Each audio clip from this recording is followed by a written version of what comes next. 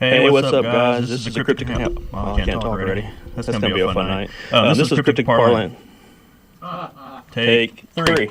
This is the Cryptic Heartland podcast, episode number 121 with special guest Paranormal Sarah Soderlund. I hope I'm saying that right. Good, because I just say whatever comes out of my mouth, as you can see in here. This is episode 121, and hopefully you guys are following along all week. We have some fun things in store tonight with our guests. We're going to also do maybe a contest. That's what the rumor is. Yeah. And some other fun stuff.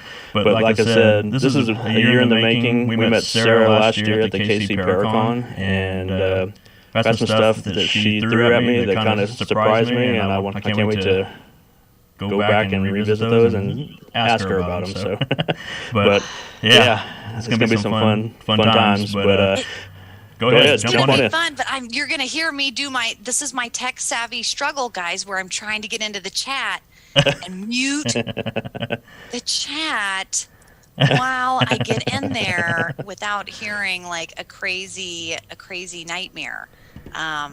That's what. See, they heard the echoing. That was me. It was me trying to get in there and watch the chat. So you guys just bear with me. But yeah, you guys, we met at the Kansas City Paracon, which is so sad. I wanted to see you guys again this year, right. But That's right. Unfortunately, somebody else had other ideas or plans, and 2020. Yep. Didn't go down. No, it did not. That's okay though, because apparently we're going to just be building and gearing up for an extra big something next year in 2021 to make up for it. Is it COVID-20? Oh, just kidding. Too soon. Sorry. You've seen those memes where it's like, it was a time traveler. Oh, and it's like, the first year of the quarantine. The what? Exactly. So, let's see here. People are saying we're getting some echoes on our end. It's me. It's probably me. Yeah, no, it's probably me too. It's probably all of us. Perfect storm. Which we talked about this, by the way, guys, and we predicted this happening because it's Mercury retrograde and just because of all that stuff and all that jazz. Oh yeah, you're a singer. I forgot about that. I like that. Not professionally. I just try.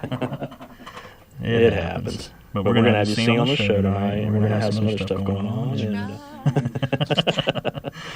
Okay, I figured out. I've muted the little speaker on the chat, and yet I am there. Right. Renee says it's still echoing, but that's not true. It's not anymore. It's fixed now, right, guys? It's probably us that's echoing, so let's see what is the best way. I'm going to try this real quick here. Is that any better, anybody out there in the world? He says it's clear. It's clear. Clear. We're good. Okay, how about now, guys? Any better?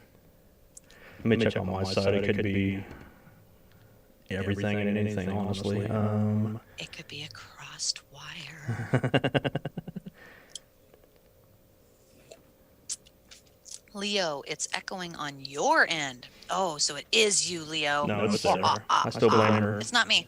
That's all that matters. That's as long true. as it's not me, I don't feel bad. So let me do this. I'm going to try something different. Renee says it's better. It's what? Renee says better. Carl says no. Maybe it's you guys, not me. It can't be us, right? Tell us, guys. Give us your feedback. So what I'm going to do is I'm going to do this. See if this is any better for people out in the real world. I think everybody else... No, it's not better?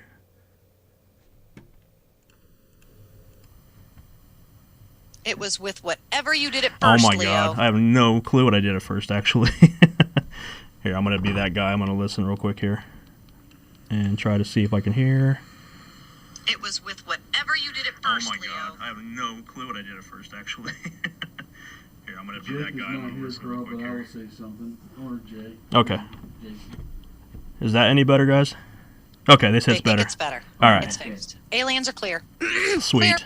That's right. So we'll just go with it, and Go with it. All right. and if it happens again, it's your guys' fault at home. We can't be us. We're perfect on our end over here. Yeah, right. So anywho, back to the chat. We started. Like I said, this is our special guest, Sarah Soderlund from did you used to live in Kansas? Is that right? Like Kansas City area? Missouri. Or is it Missouri? Or is it Missouri? Anyways, sorry. Right. Depends what side of the state line you're on, I guess, right? Right. But no, and then now you live out in Minnesota, correct? Right. Now I live in North Minnesota. I'm actually closer to Canada than any other line. Oh, so do you have the old A in your voice yet? Or are you picking that up? Minnesota. I do when I go home to my family. I like to scare them. I'll be like, "Oh, how you doing today, guys? We just came down," and they're like, "No." It's really funny. Hey, you gotta have some fun too in your own ways, right? So that's Yes. one better way, you know. Not there yet, don't you know? I mean, I can, but I don't. Oh no, Carl says it's misery. It's pronounced misery, not It Missouri. is Missouri. If you've been there, if you've lived there, you're allowed to say Missouri. Well, it's just the roads are bad. I mean, you go from Kansas City side to Missouri, and next thing you know, it's Jason's family lives from out there. You from which part? Is it St. Northern? Yeah, northern Missouri. Not far, about 2 hours from Kansas City. Okay. Oh, Nice. okay. I drive through there when I'm coming down to visit family. I drive straight down 35, right down through Iowa. It's a nice 7.5-hour drive, Oh, my. usually, as long as I don't hit bad weather, which usually we do in Minnesota. Mm-hmm. And Parkville. I'm actually from Parkville, Missouri, Oh, okay. which is Northland, Kansas City. Nice. And yeah, and then my undergrad, I went to Mizzou and Columbia. So I'm a Missouri girl, really. Mm. But, you know, we'll let Kansas people slide. Wait a minute, that's us. Hold on a second. I know. I'm gonna put my We'll let you I'm gonna get put my that. Jayhawk shirt on. I'll be right back. Don't do it. Don't even say the words. Don't say the words. So, all right. Well, now that we got that out of the I'm way, technically not Yeah. from here, though. You know. that's true. He was born in Germany, actually, Yeah, Germany. So. but he was on a military base, right? Yeah. That's right. You're a military brat. That's You said right. that. Yeah. So you're not even American. Get out of here. No, I'm just kidding. Yeah. Yeah, I got my first certificates. Oh, okay, fine. We'll let you stay for today. So, no, I'm kidding, of course. He's got numerous Oh, yeah. citizenship. That's true. All That's kinds of what we want documents. you. We need you. Yeah. That's who you Yeah. want to be friends with. That's right. I need to escape out of the U.S. when no, I'm just kidding. I have my passport ready to go. I don't even have a passport. What? I need Either. to Mine's get one. expired. I've only been to Canada once, Vancouver, which is, might as well be the U.S., and that was back before they required it to have passports, so way before 9/11, so, but, what are you going to do? Okay, hang on. Let me adjust a little bit. They said, Jason and Leo, we just can't hear your sweet voices loud enough. I think the people are saying it no better that we don't have sweet voices, Well, so. Carl, hopefully you can hear mine, right? You can hear me? Well, Dan wasn't even talking, that's why they couldn't. Come on, Captain. It's soft and subtle, but I can barely hear you. Oh, no. I can. Come on, Dan. Use your indoor voice. All right, man. Outdoor voice. I don't have an indoor voice. Trying to adjust everything on my end real quick here to make sure, because I don't want to adjust too much and then, make the sound go haywire again. Right, then we'll be in a world of echoes. This is why I don't like to produce. This is exactly why. Anyone watching right now and they're like, why don't you do your own podcast, Sarah? And I say, because there's a level of production that goes into it that it adds a lot of stress if you're just not willing to deal with it. Is my mic on? Oh, Is that better? that's much better. Yeah, I adjusted some things. Okay, so I I'm can probably on. hear you now. Can you hear me now? Right? Okay. Really? Yeah, I guess it helps you push the mic on for them guys. I was testing earlier with their mic off, and that's Oh, why. no Okay. way. Okay, we're good. I got that, jazz voice I want to try to throw out there today, so, come on now. Hear it. Yeah. Right on. So, all right. So, where do we begin with Paranormal Sarah? What? Well, I know you got the name a while ago. Right. It was a nickname. It was not chosen by me, as nicknames usually aren't. Mm-hmm. It was actually so a funny story. Getting into the paranormal, my mother and my sister. So my mother helped found the PRS there in Kansas City. They used to do the biannual psychic yeah. fair. Now it's Okay. just annually. Oh yeah. And so as a young girl, my sister and I would be, sitting out there doing the clipboard for my mom, who was doing psychic readings. And we would walk around the fair and get to know people. So I was kind of familiar with the paranormal psychic industry, but not a huge amount. And it was at about this time I was going to, I just started my freshman year of college, and I was really interested in getting my university to pay for my paranormal equipment. There you go. Nice. I was like, we can do this. And there was a group of kids out of Penn State University who just so happened to get funding for their paranormal stuff. And they were doing an event. And so I went out there and talked with them and helped at their event. And I met a man by the name of Dave Schrader. And a few months later, I'm like at home and I get a random call that says, "Hey, Sarah, you're a psychic, right?" And I was like, well, I'm very intuitive and I've always been able to, highly accurately guesstimate many things. My sister's a psychic, my mom's a psychic, but I don't have a business card. I don't do that. Right. And he's like, "But you could, right?" And I was like, well, I'm going to school for therapy and psychology. I work with people, so I could. Why are you asking me this? And he was like, "I've got an event at the Stanley Hotel, and we've got Stephen King and The Shining and all the people, and we need a psychic. You want to come?" And it was a divine moment. Suddenly, I was like, am I a psychic? I don't know. I don't think you're a psychic. I could be a psychic. Right now is the moment of deciding if I could do this. And he's like, "So do you want to come?" And I was like, "Yes, I will." I said that. It came out of my mouth. That was 15 years ago. And I did 52 readings that weekend. Met a lot of amazing people.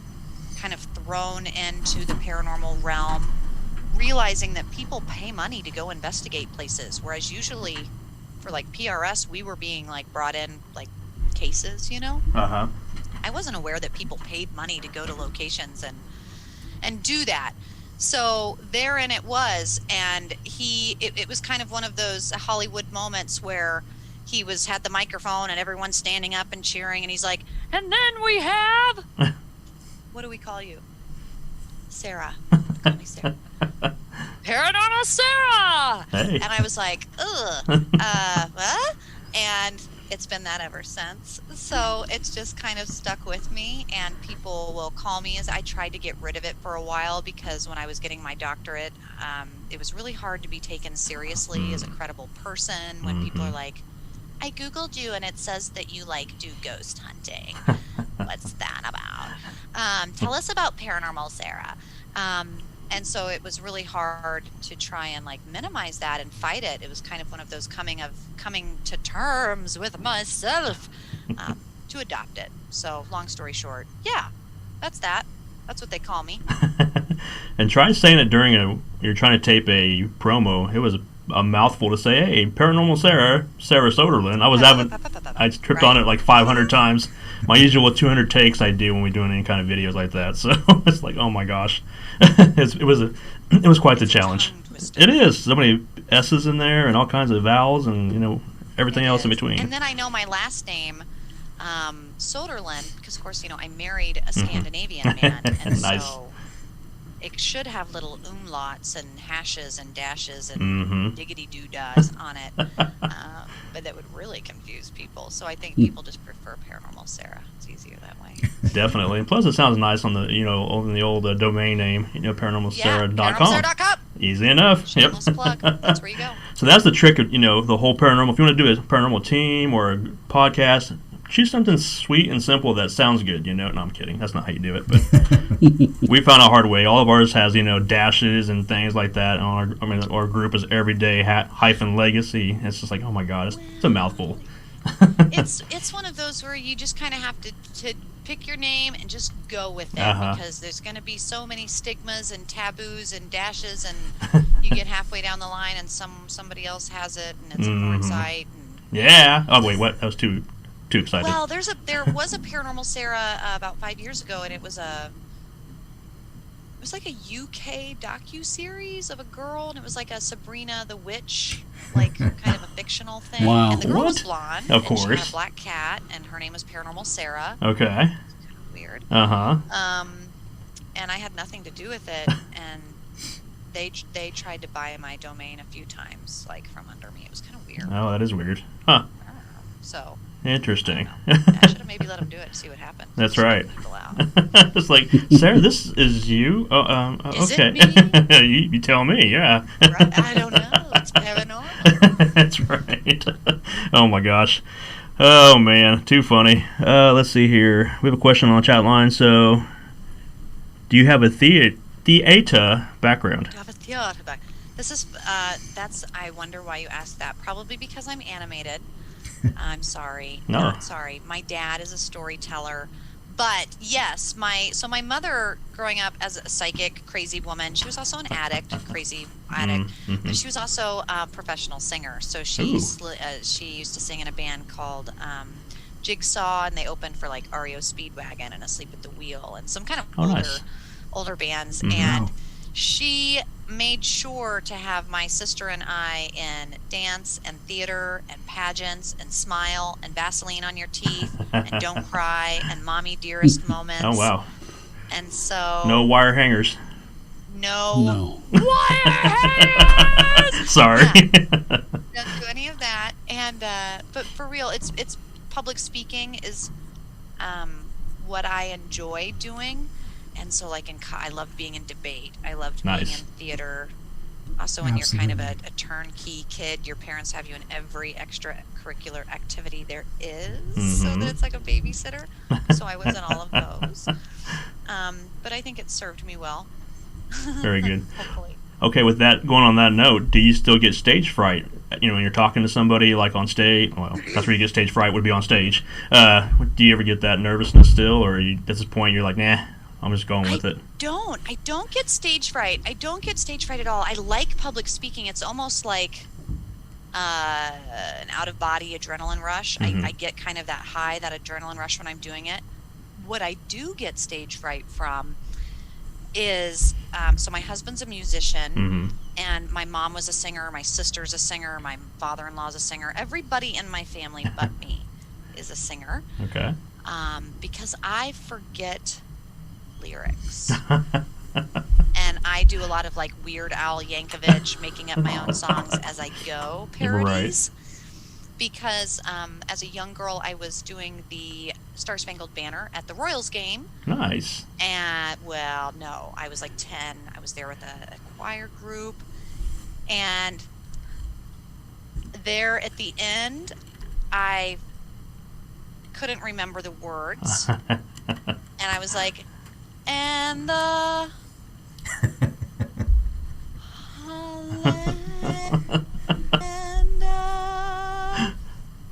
like, it was like, I'm gonna get shot.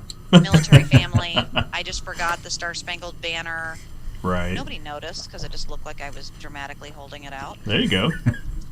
But now I've just kind of always had it in my head that, like, I don't want to ever perform if I can't have the lyrics in front of me. Mm-hmm.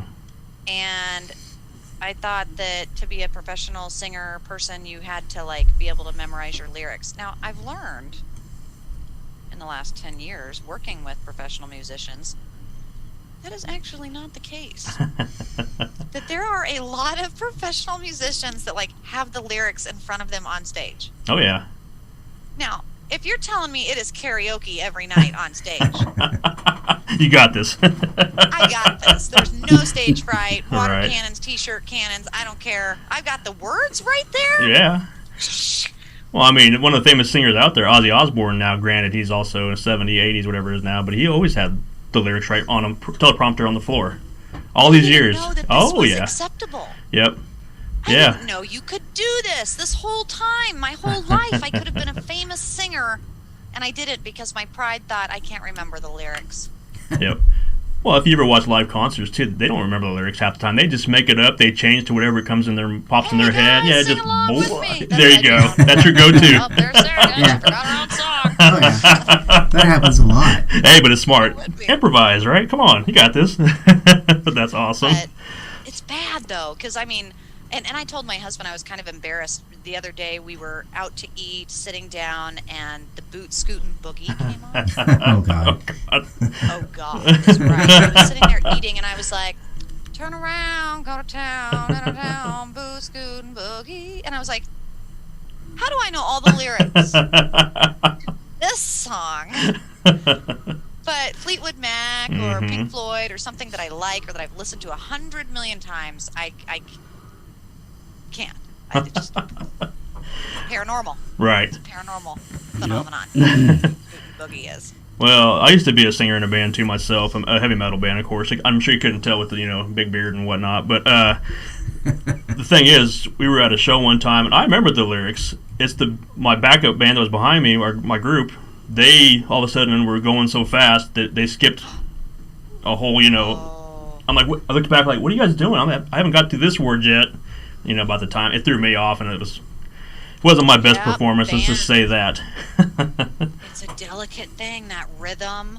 People speeding you up. You gotta have a good drummer. I think Phil Collins is a reptilian because of his ability to sing and drum at the same time. It's just ungodly. That's crazy. So you did metal music. So you did what kind of metal? Here's my tape. No, I'm kidding. Come on, I've never heard it. It's like, yeah, Come on, sing it. I've never heard it. I'm not gonna sing it. Okay. The real heavy stuff, yeah. The screaming. Screaming? Yeah, and That's the so melodic hard. kind of. It is, but you don't. That's the trick. You don't do it from your throat. You do it from your inner gut, and bring it diaphragm. up. Yeah, you I don't raise it believe up. that though. Whenever Oh, I'm yeah. screaming rage, it's never coming from there. Well, mine's mine's just flies whenever it flies. Nowadays, but back then, yeah, you're supposed to scream. That saved your throat from getting polyps and all that kind of fun stuff and everything else in between the nodes and all that stuff you get in there from screaming. Yeah, that definitely helps. Yeah, I can do it. So, and by the way, people at home, this show's not about paranormal. It's actually about entertainment tonight. So Sarah's going to sing and dance. Yeah, God. she has the lyrics right in front of her. She's ready to roll. And 1, 2, and. Yeah. Dreams by Pink or Fleetwood Mac. Yes. There's been a lot of somebody requested the other day. It was really bizarre. I was on a podcast and I shamefully can't remember the name of it. Man, I'm not getting old. I don't age. I'm immortal, but still, I should be able to remember these details. Anyway, someone requested a Christmas album, and I thought, I think if you do a Christmas album, I feel like for a musician that is the equivalent of an actor going to sitcom. Don't you think? Mm-hmm. Yeah, Mariah Carey. There you go. Yeah. Yeah. I feel like if you put out a Christmas album, that's signaling to the world that you've just kind of given up and you're going to just go back on doing the old stuff. Yep. I don't know. Yeah, that's a good point. I mean, yeah, because Unless you write your own songs, new songs. That's true too. Maybe. A new Christmas song. Ooh, Yeah. that is true. Like a whole album or something. Oh God, Totally good luck change on it. that. Really, it could be, Elf on the Shelf's got COVID. He's not coming to town. Yeah, we could do like a whole series of explaining the nightmare that is New Christmas. That's not real Santa, it's just a representative. Ideology, yep, I get it. It's all about image, people. Put that on the list. We're doing a Christmas album, a parody album. Oh my gosh. So here's the deal. Here's what we're going to do. You're going to sing. I'll back you up with the screams. Dan, can't you play an instrument? No, I sing. But You I mean, sing too? Let's see. yeah. We can get a band going here. It may not be a great band. Well, Sarah will carry us, of course, night in, night out. Yes. Granted, she remembers the lyrics, but we'll I have the can't remember teleprompter the in front of lyrics, her. but I can give you a show. That's all I can promise people. I'll just hold the microphone. I can There you slap go. my knee. There you go. I could do improv all night long, Dr. Seuss style. I could even do impressions. Yeah. I could do it from the crowd. I feel like that it should be a talent, but it's not. People want to hear the same thing over and over. And that, for whatever reason, I can't seem to do. Oh my gosh. Yeah, just write everything down. That's the key, people. It's really bad. For that little promo I created, I actually had it written down on a notepad, and I'm like memorizing it. Okay, what's my line? Somebody makeup? No, I didn't do that dramatic, but I wanted to at some point because I was Hey. flubbing it left and right for a 2-second video. So Well, I was sitting there thinking about it. I was like, man, I want to dress nice. I don't want to dress nice. I need to just get it done. How long? Oh, gosh, it's already been 3 days. I need to do it. Let's get this done. Okay, it's got to get done. And then, I kind of, I don't feel like I'm dyslexic, but sometimes I have dyslexic moments where I'll switch things. And so I had it finished, and I was like, Cryptic Heartland. Heartland Cryptic. Oh, God. And then it's like fork. Once you say it 2 or 3 times, then you're really questioning what's right. Yeah. Well, I was butchering your book. I kept calling it Haunted in the Abyss. I'm like, wait a minute, that's not even close, dude. It's Haunted by the Abyss. What are you doing?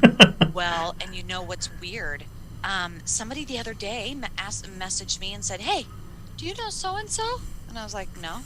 They're like, oh, well, he's got a book that's the same title as your book, and What? he has, like, very similar things to you. And I was like, oh, really? And I went and looked up this person, same title as my book, very, very similar. Website's very similar. It's like he's a man version of me. Wow. It's really weird.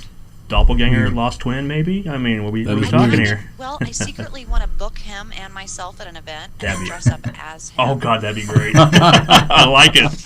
I like where That's this good. is headed. That is awesome. Just to see. And I'd have my book right next to his book, and I'd be like, no, I'm this author of this book. Then Just, we'll- I don't know. Then as Because an I don't added bonus, we'll have bring on my hands. Paranormal Sarah from the UK over, and then you'll have a perfect trifecta. I mean, come on, you can't go. We got this. We got this. It would be so cool. I'm Paranormal Sarah. No, I'm Paranormal Sarah. No, I'm Paranormal Sarah. I wrote Haunted by the Abyss. I wrote Haunted No, the I Abyss. wrote Haunted No, by it's the called, guys, it's called Haunted in the Abyss. Get it right. Oh, what a cluster. Oh, my gosh. Too funny. All right, guys, let those questions start flying. I know we have some things on the table on the shelf. No elf on the shelf. We have some things on the shelf that we want to ask you. I know you guys had some questions you were looking at. Yeah, So, yeah. ask a few. away. Well, I mean, I was looking into your book, and I'm real big on dreams and reoccurring dreams, and so I was reading into, I think, chapter. Real quick. Oh. Real quick. Before you get to that, My bad. Go why ahead. don't you? How about Sarah? Why don't you give everybody a little bit of a background Oh, of good. your schooling, like how you got into it a little bit more, like why And then let Dan All delve. right. Yes. We'll do it Jason's Yeah, way. yeah, yeah, Yes. Okay. Well, long story short, I think I've kind of already shared, growing up with a You're weird good. mom and my sister and psychic things around. We did have I would say a haunted house. It wasn't like things shaking and quaking.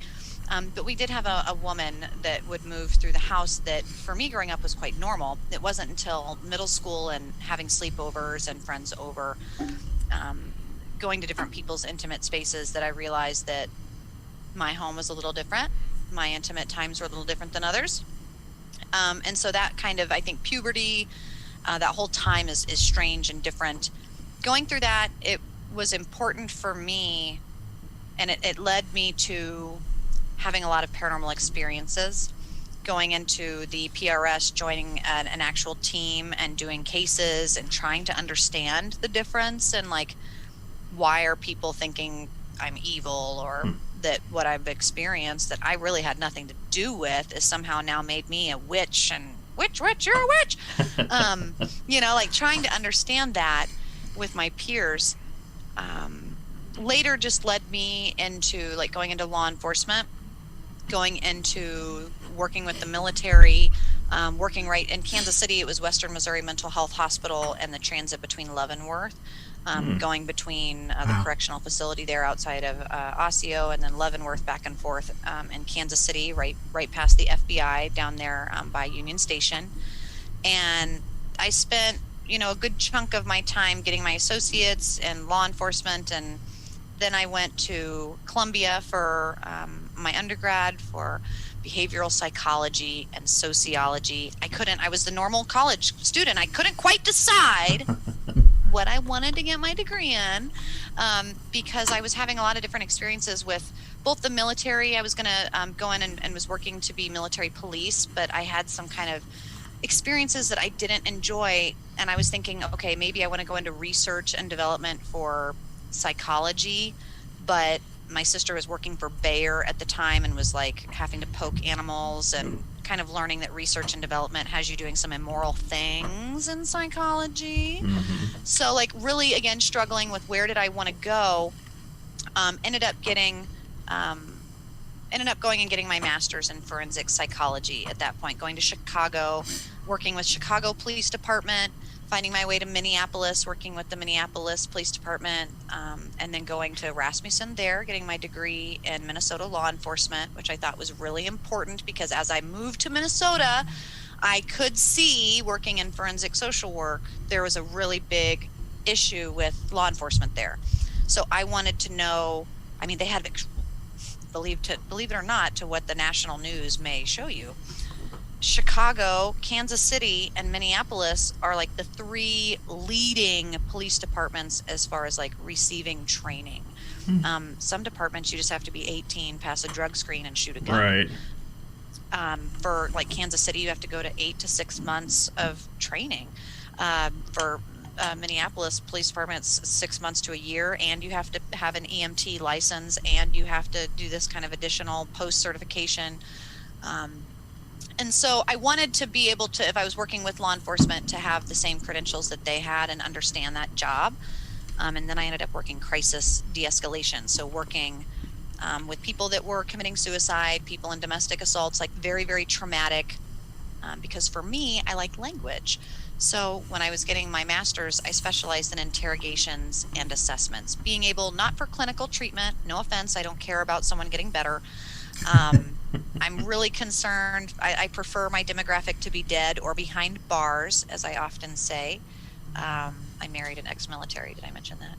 And I like the idea of going in and assessing something for future recidivism, like helping the masses. I kind of understand a lot of times in a criminal situation that crime's already been committed, but how can we deter and prevent future situations with like understanding psychopathy and schizophrenia and mental health maltreatment and stuff like that.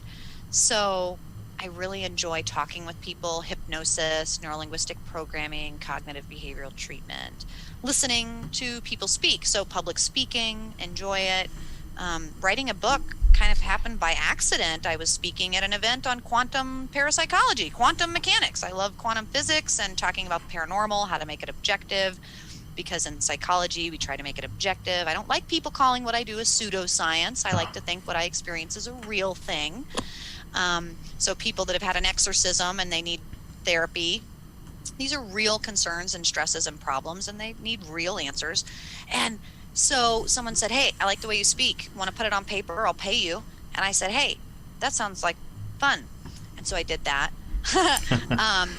And it was a fun experience, getting people's reviews and comments and getting to kind of talk about my book and share my personal experiences. It's been fun. I have kids from the high school I graduated from, like however many decades ago, that are like, we found your book and want you to come and speak. And the teachers that were telling me that I would amount to nothing and that I was just a deviant know-it-all back then. And because I remember them getting onto me for punctuation and them saying, well, if E.E. Cummings had had a teacher like you, we wouldn't have E.E. Cummings. And like, wow. I was a smart ass.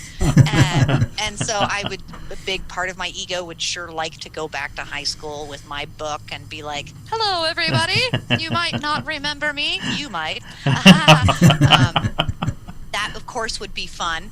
But I didn't plan on doing that. And I secretly, in my plan of life, was going to get my doctorate, was going to be on sitting on cases with big-time criminal serial killers, being the expert testimony person that works for either the prosecutor or defense, saying they are or are not crazy. That's kind of what I've always wanted to do. However, living in Minneapolis this past few years, especially working in forensics and social work with law enforcement, I lived right downtown Minneapolis. And so we started, my kids started coming home from school without their shoes. We started, if I was in the elevator with my police gear on, I started getting threatened at my car. Started just having some safety concerns, and for minimal hourly wage, we decided to move. So we moved hundreds of miles away to a big plot of land where now there's not a lot of crazy people that need me, and I don't necessarily need to finish my doctorate and accrue more debt. So I've opened a photography studio and kind of delved back into my research in parapsychology. I've got someone in my family who works for the Archdiocese for the Catholic Church, and kind of working within cases of exorcism. In the pandemic, there's been a huge increase in stress and people turning to spiritualism, wanting to learn magic. So I do a lot of online counseling and things for, social distancing. And I still work on a committee in Minneapolis trying to help with the policing and social, but that's few and far between. And I try not to be too political, but I am on a political radio show once a week called The Situation Room. But I walk that very lightly because I'm a business owner, so you kind of have to be careful these days. Definitely, yeah, understandable. Yeah. So that's the long story. Gotcha. Dad, Thank you you. wanted to know about dreams. What specifically? Because that's not a question I get very often from men, and not very often from the book. Usually it's about the scary chapters. Of course. So I'm interested in why that one spoke to you. Well, I'm big into dreams. I have a lot of dreams. I have reoccurring dreams, of course, and so reading in your dreams, I've read about the one where you were 5 years old, I believe, and you had a pterodactyl fly up to your window and tap, and that's so. I mean, I know, in talking to other psychics, and they all believe that in the dream world that you don't meet a stranger. Everybody that you come across is somebody real in your life. Or do you feel that to be true? And do you feel, or what do you feel that pterodactyl was a symbolism of? Gosh, it's so weird, right? Synchronicity, the language of magic. Yes. That you would bring that up, because recently I was watching in October's Gotta Watch Your Horror Movies, guys. Crack out your horror movies. The Fourth Kind. Oh, yeah. Yes. Great movie. Yeah. Really great. And my husband and I were watching it, and he's like, so of course, they film it as if it happened, and this is based on real events. Which Right. it is based on real events. Right. But manipulated in such a way that it's not the way it is. Anyway, talking about that movie, but the owl, Yes. and the way they had seen the owl, but it's not an owl, and you have that, it's not an owl, Right. like that moment. When I think back and even close my eyes and remember vividly that thing coming to my window, I remember the texture of it, and it was kind of a visceral moment to the scene in Alien when he licks Sigourney Weaver's face.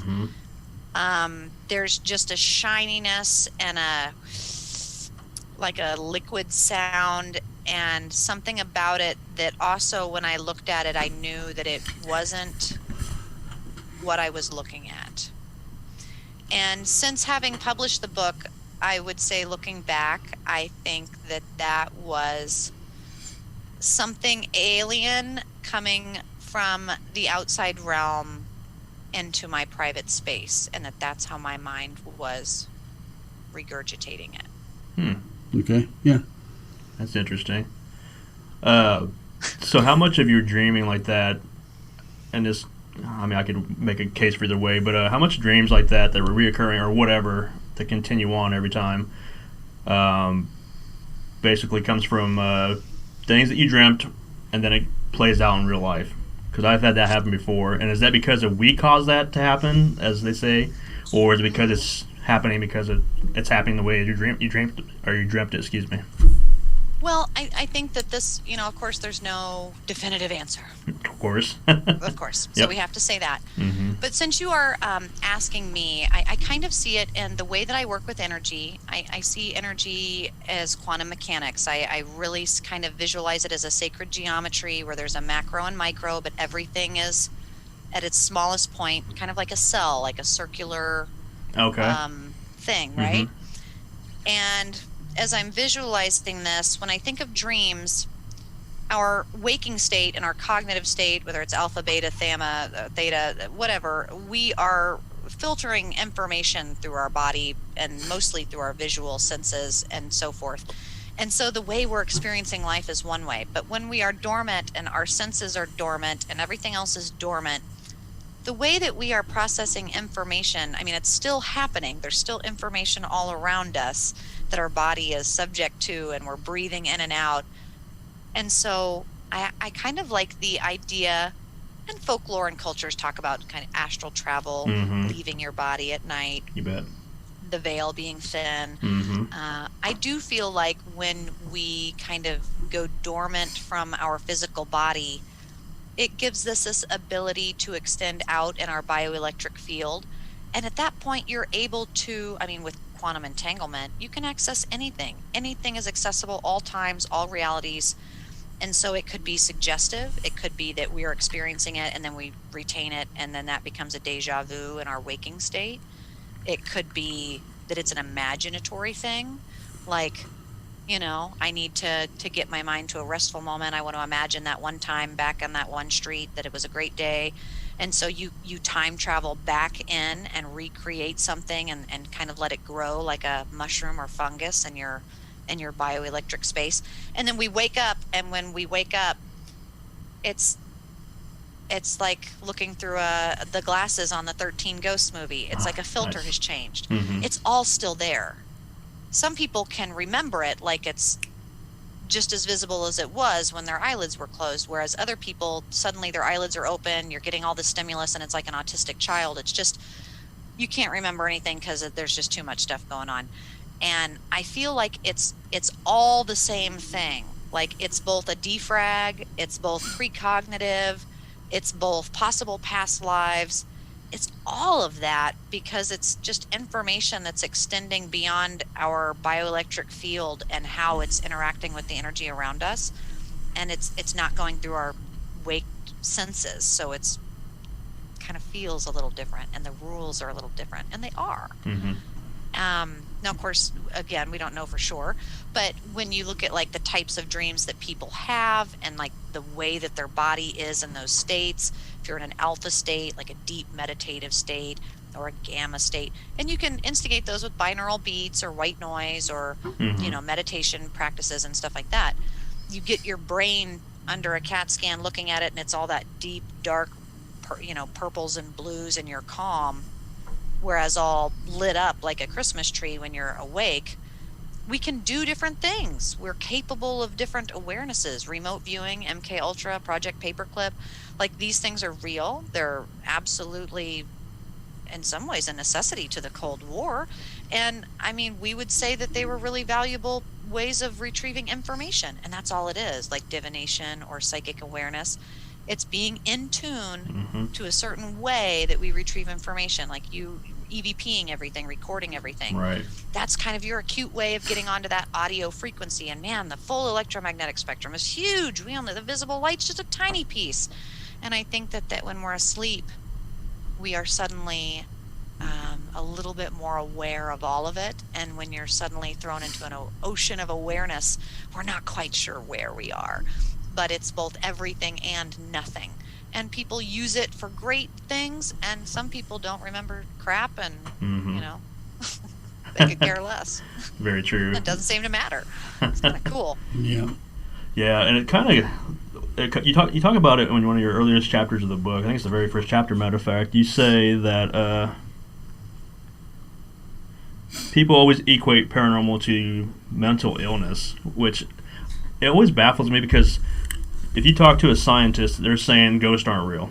They're emphatic about ghosts aren't real, and some people, some professionals say that. But so everybody, I've read it time and time again. If you're having some kind of paranormal experience or whatever, you're seeing things, it's because it's mental illness, allegedly, in their eyes.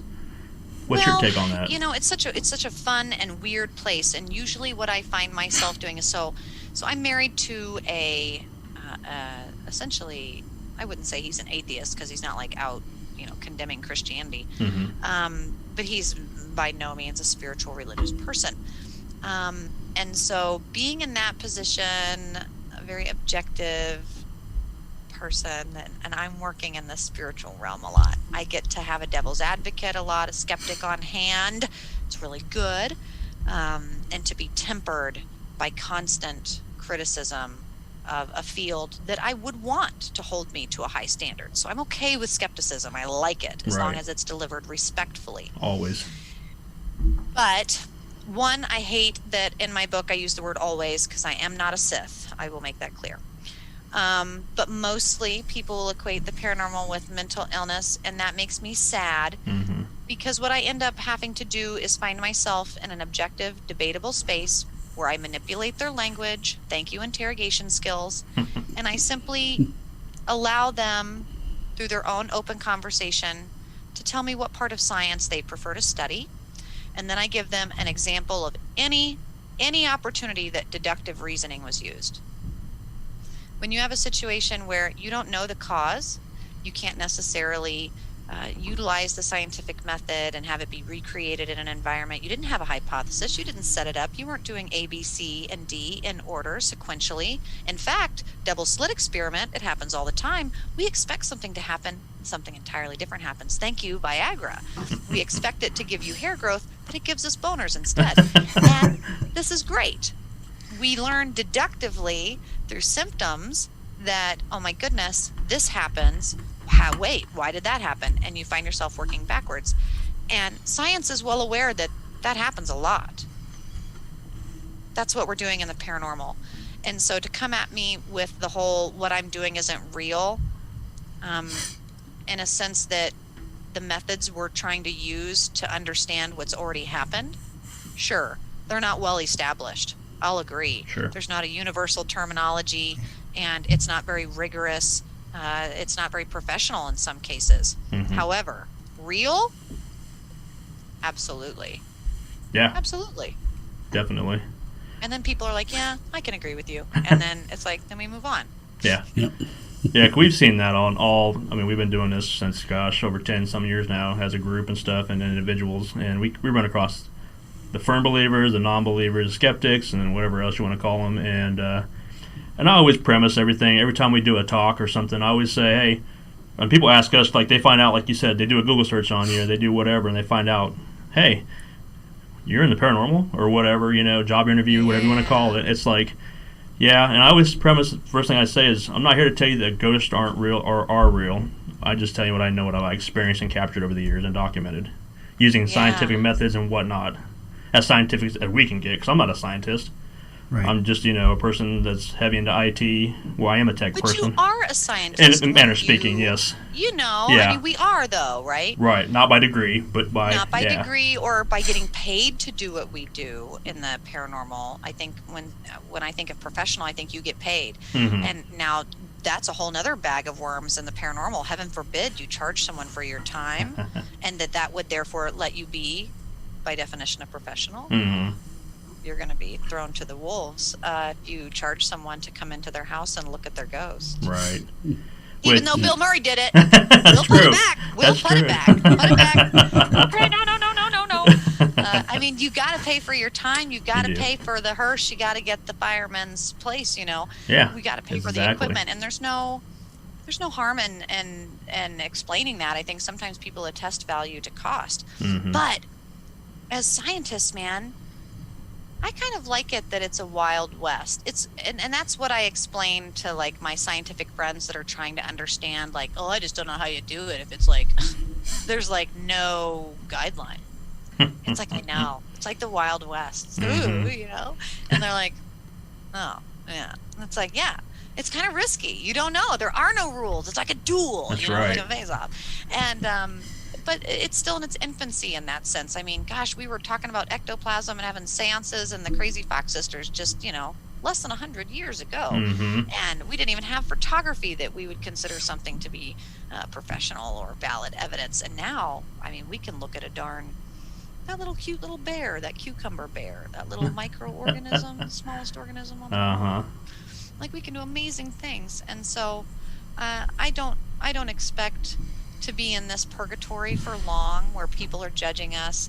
Science will catch up, technology will catch up, aliens will intervene. Something will happen. Mm-hmm. But the experiences that we have are real, and the ripple that they have are real. Time and money I know I've spent on my paranormal equipment, that's real. Yeah, exactly. So it's real. Mm-hmm. And I like to see kind of where people's constructive criticism lies, and it's usually the psychologist in me likes to psychoanalyze. Usually it's something that they're guarding in their own spiritual self that they will at some point agree it takes some courage to be a paranormal investigator. Yep. Whether you believe or not, because if you do believe, then, as my husband says, why would you do it? Exactly.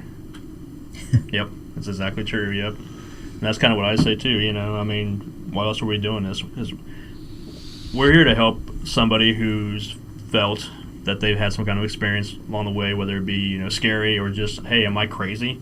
They want to find out. Well, I'm not a psychologist as much like yourself. I have a degree in criminal justice, so I use that background to investigate. So, and I'm always always questioning. Well, even on our show, I'm always playing devil's advocate, whether I agree with what I'm saying or not. I'm going to ask the flip side of it. Kind of a question like, well, what if ghosts aren't real? Kind of a question, thing versus ghosts are real, because I do it for a living, kind of a thing.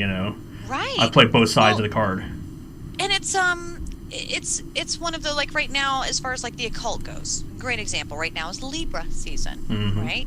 So Libra season, we think of, if we want to be the fulcrum of any situation, you're a parent, you're the judge and dictator. If you're going to sit here and you're going to have a case come before you, you listen to one person and they go, oh, this happened and this happened,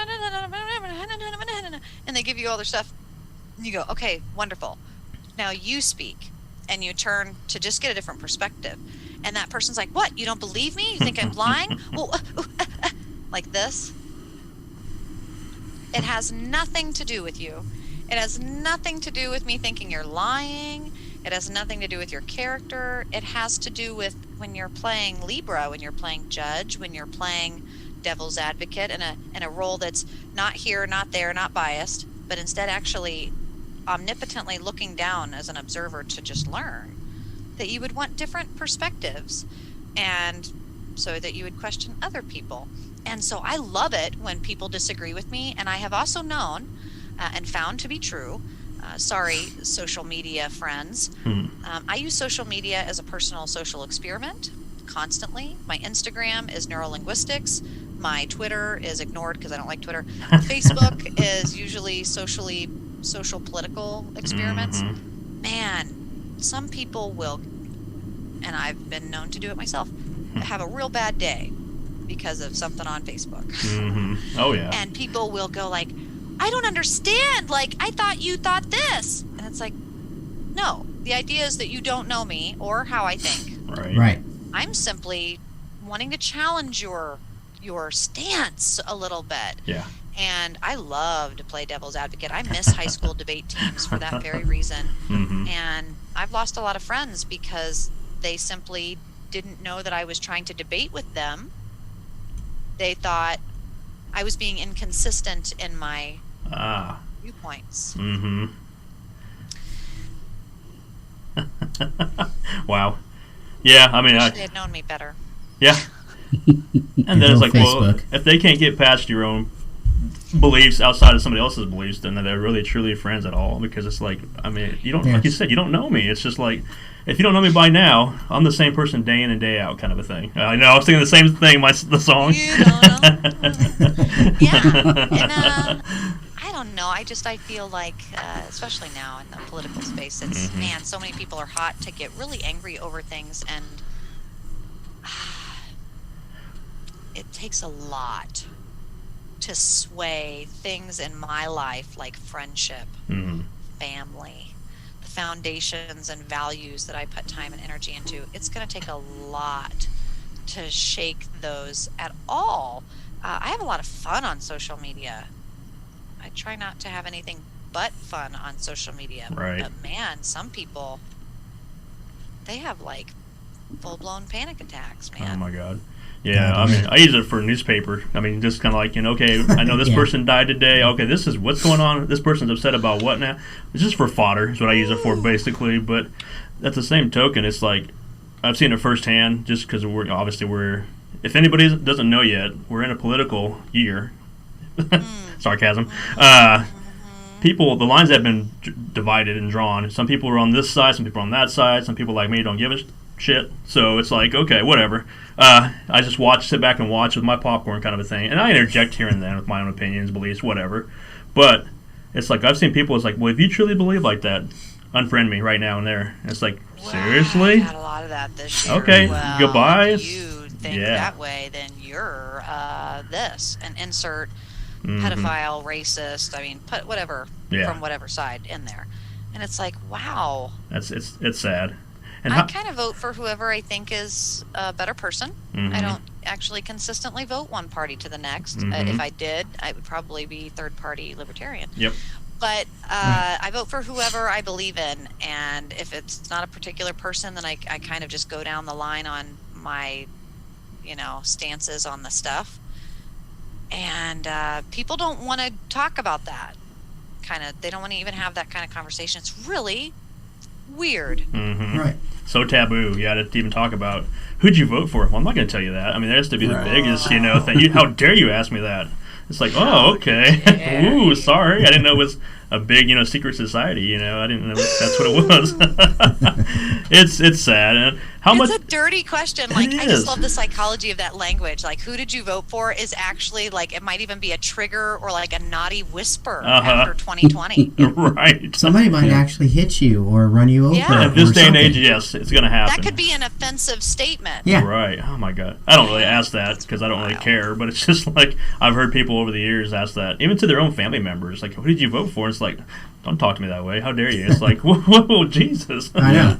That's crazy. I mean, it's just a click of a button unless you're Florida, and you can do it now anyway. Again, you don't know me as a person. Yeah. And you obviously don't care. Yeah. Because I can tell you in this room, I'm sure all three of us have different beliefs, and Sarah's the same way, And it doesn't matter. So be it. Yeah. Enjoy yourself. Be yourself. Nothing I'm going to say or do is going to affect what happens after this show. I mean, well, I can just assure people that both before this election and after this election, regardless of whether you are wearing a red hat or a black shirt or you're blue or you're red, I'm not going to push you off of a moving vehicle or hit you with my car. I'm not going to act out of character in any way, shape, or form because of a political thing. That's not going to sway my character at all. So what would actually do that? Because I'm sure I could. No, I'm kidding. I'm not going to find out. There are things. We all have our secrets. There are things, man. Road rage. Oh, there are God. I have some triggers and some things taken. Like, oh gosh, I know some people first world problems. People were getting upset about chicken at Taco Bell or like the pandemic shortages around. Oh places. My God, yeah. I don't know. There have been some things throughout the world like that, like first world problems that I'd probably get really angry about. But there's not a whole lot. I have been really. It's kind of weird. This is a non-paranormal topic. I don't even know how we got here. Exactly. I've really been struggling. I've been struggling as a woman, especially as a woman in like linguistics. What's appropriate to say, what's not appropriate, in a space of like vulnerable, talking with women, domestic situations, talking about like what you can and can't say, what you should and shouldn't say, what's appropriate with diversity. I mean, gosh, you go down that whole rabbit hole of like training law enforcement and University of Minnesota just put out a 12-step training program for people if they need help with their whatever issues, race issues. Just ridiculous nonsense. But anyway, in this space, this weird space that we have found ourselves in, I find it weird that like going into Christmas, the baby, it's cold outside. It is. Even today. You can't play that. Yes, But I know. WAP is Oh my gosh. number one. That is Right. sarcasm at its finest. I mean, That holy makes crap. me feel like every day I'm waking up with Star Trek, like computer in program. Please. But seriously though, in program. God, Okay, yes. it's real. Oh my God. I just can't believe that. It's Yeah. where I feel very unsure. I think when we talk about like what's paranormal and what's not, what's normal, what's not. Like, I feel very socially unsure just in that space lately. I'm like, I don't know what's okay, because I would have thought that you couldn't say that, but apparently I can drive my kids in the parent pickup line and listen to a girl say, gag me, choke me, and angly thing in my throat, but I can't listen to Mariah Carey do a rendition of Baby It's Cold Outside. So I don't know. Don't ask me. Yeah, that's crazy. I just don't. Yep. So that's kind of, it's a weird world. It really is. 2020 has made things, well, I guess that started in 2019 with the Baby It's Cold Outside song, but yeah. I mean, it's been a crazy year. It's just weird. Yeah. And what took you so long to get to this point to recognize the words itself? Some of them do have that meaning. Not that one necessarily, but, well, maybe it did, I guess, if you think about it, if you want to put it in those terms, that context. But, I mean, it's kind of left up to interpretation, but... It's up to interpretation, and I mean, I guess I'm always thinking, like, I guess we always think in our head that, like, elderly people are cute and quaint and don't have dirty minds, or that you watch back to, like, you know, dance, singing in the rain, and you can't imagine that Offset, they're like, hey, honey, open your, you know, like swatting the girls in the, but they are. Yeah, exactly. They are. That is true. They're wearing a suit and tie and on camera are very beautiful, but they're doing the same things that guys and girls have done, necking in the woods and sneaking out at night, since beyond caveman times. Exactly. And so, like, if you're going to be offended by it, it's kind of a personal, subjective thing, but I kind of get into it. It's like a weird unsure space of kind of talking with people and what they're going to be okay with and what they're not going to be okay with. And I found in the paranormal, it's really interesting because with the influx of stress and mental health and discussions of the pandemic and trauma and this and that, there's a lot of people who are absolutely desperate and a lot of people who are turning to religion or spiritualism because they feel scared.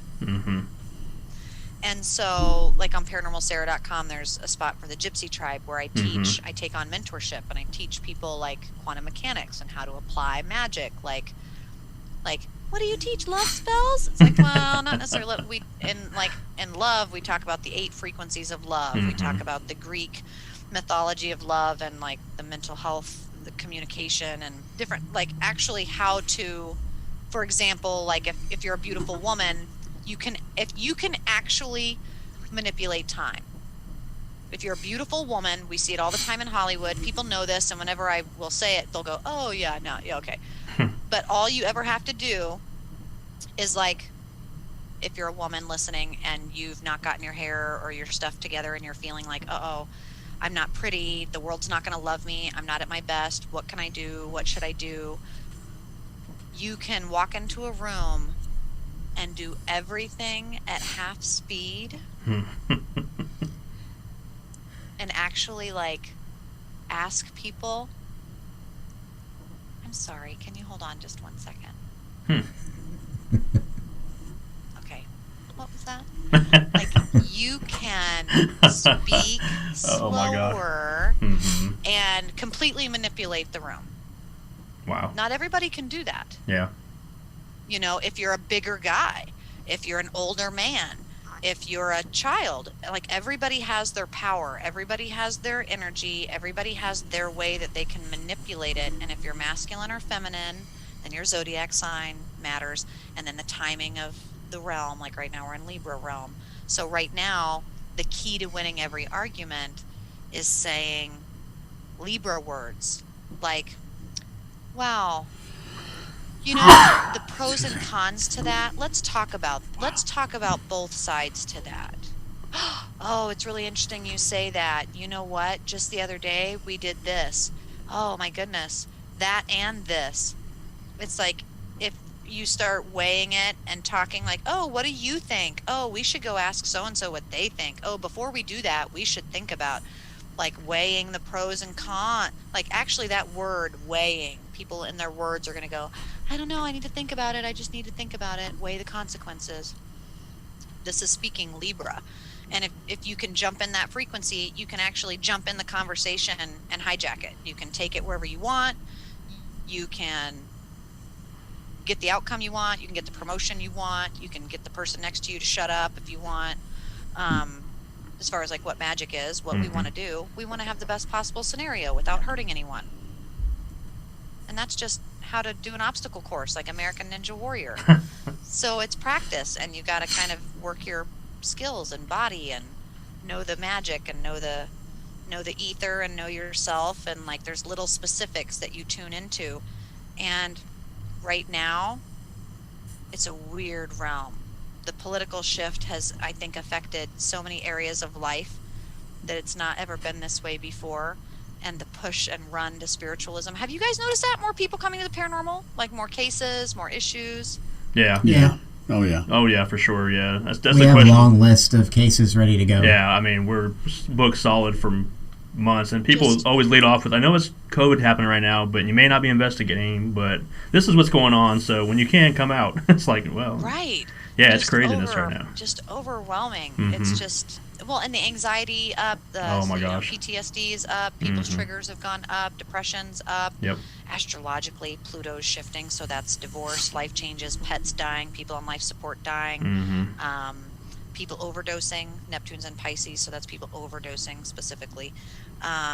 Rules changing, so the divorce or an affair. It's like major life changing things. Right. Major life changing things happening this year. It kind of, it's weird how it all ties into strange things, and I kind of look at that and I like it, because I know that whenever I'm having a hard time or I'm struggling, I look at all of the influx of my emails, and of course part of me is psychic and aware, and part of me is intelligent and experienced, and a part of me is paying attention and reading the full email.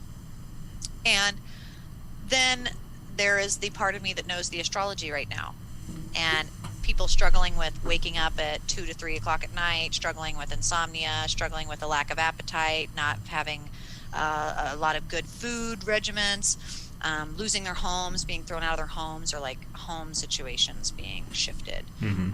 Looking at all the same similar thing, it's like I can see it across the board, and in that way it's really helpful to me, because whenever I experience it, I'm like, oh, I'm not losing my mind.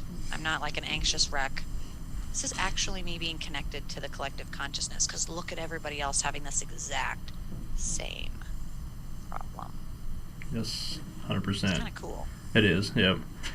And I mean, you hear the term 2020 thrown out so often, and because it's fresh in our minds. It's happening right now, and it's been almost, for some, I can personally say myself, it's been hell on earth. Let's just say what it is. And what can you do about it? I mean, you just go through it and take each minute, live minute to minute, not for tomorrow, not for yesterday or whatever, because you never know what's promised. You never know what's happening, and I've heard all sides of it, from this disease is not real to it's made up by the president or whatever you want to throw around, whatever thing comes out of your mouth basically is what's Yeah. happening basically. But I mean, it's got to end at some point, and maybe it ends that world in. I don't know. We won't know until, like you said, a manner of speaking, the stars align, kind of a thing. And but each season, each moon, whatever, the planets, they all they're having that swaying effect on life. I mean, it is. The rune stones and the Stonehenge and all of these crazy Machu Picchu, I mean, ancient wonders of the world that line up with the stars and the sun, and the timing of it. Is, again, some people would say astrology is nothing more than your horoscope in the back of the paper, and it's fun. Mhm. And absolutely it is that too.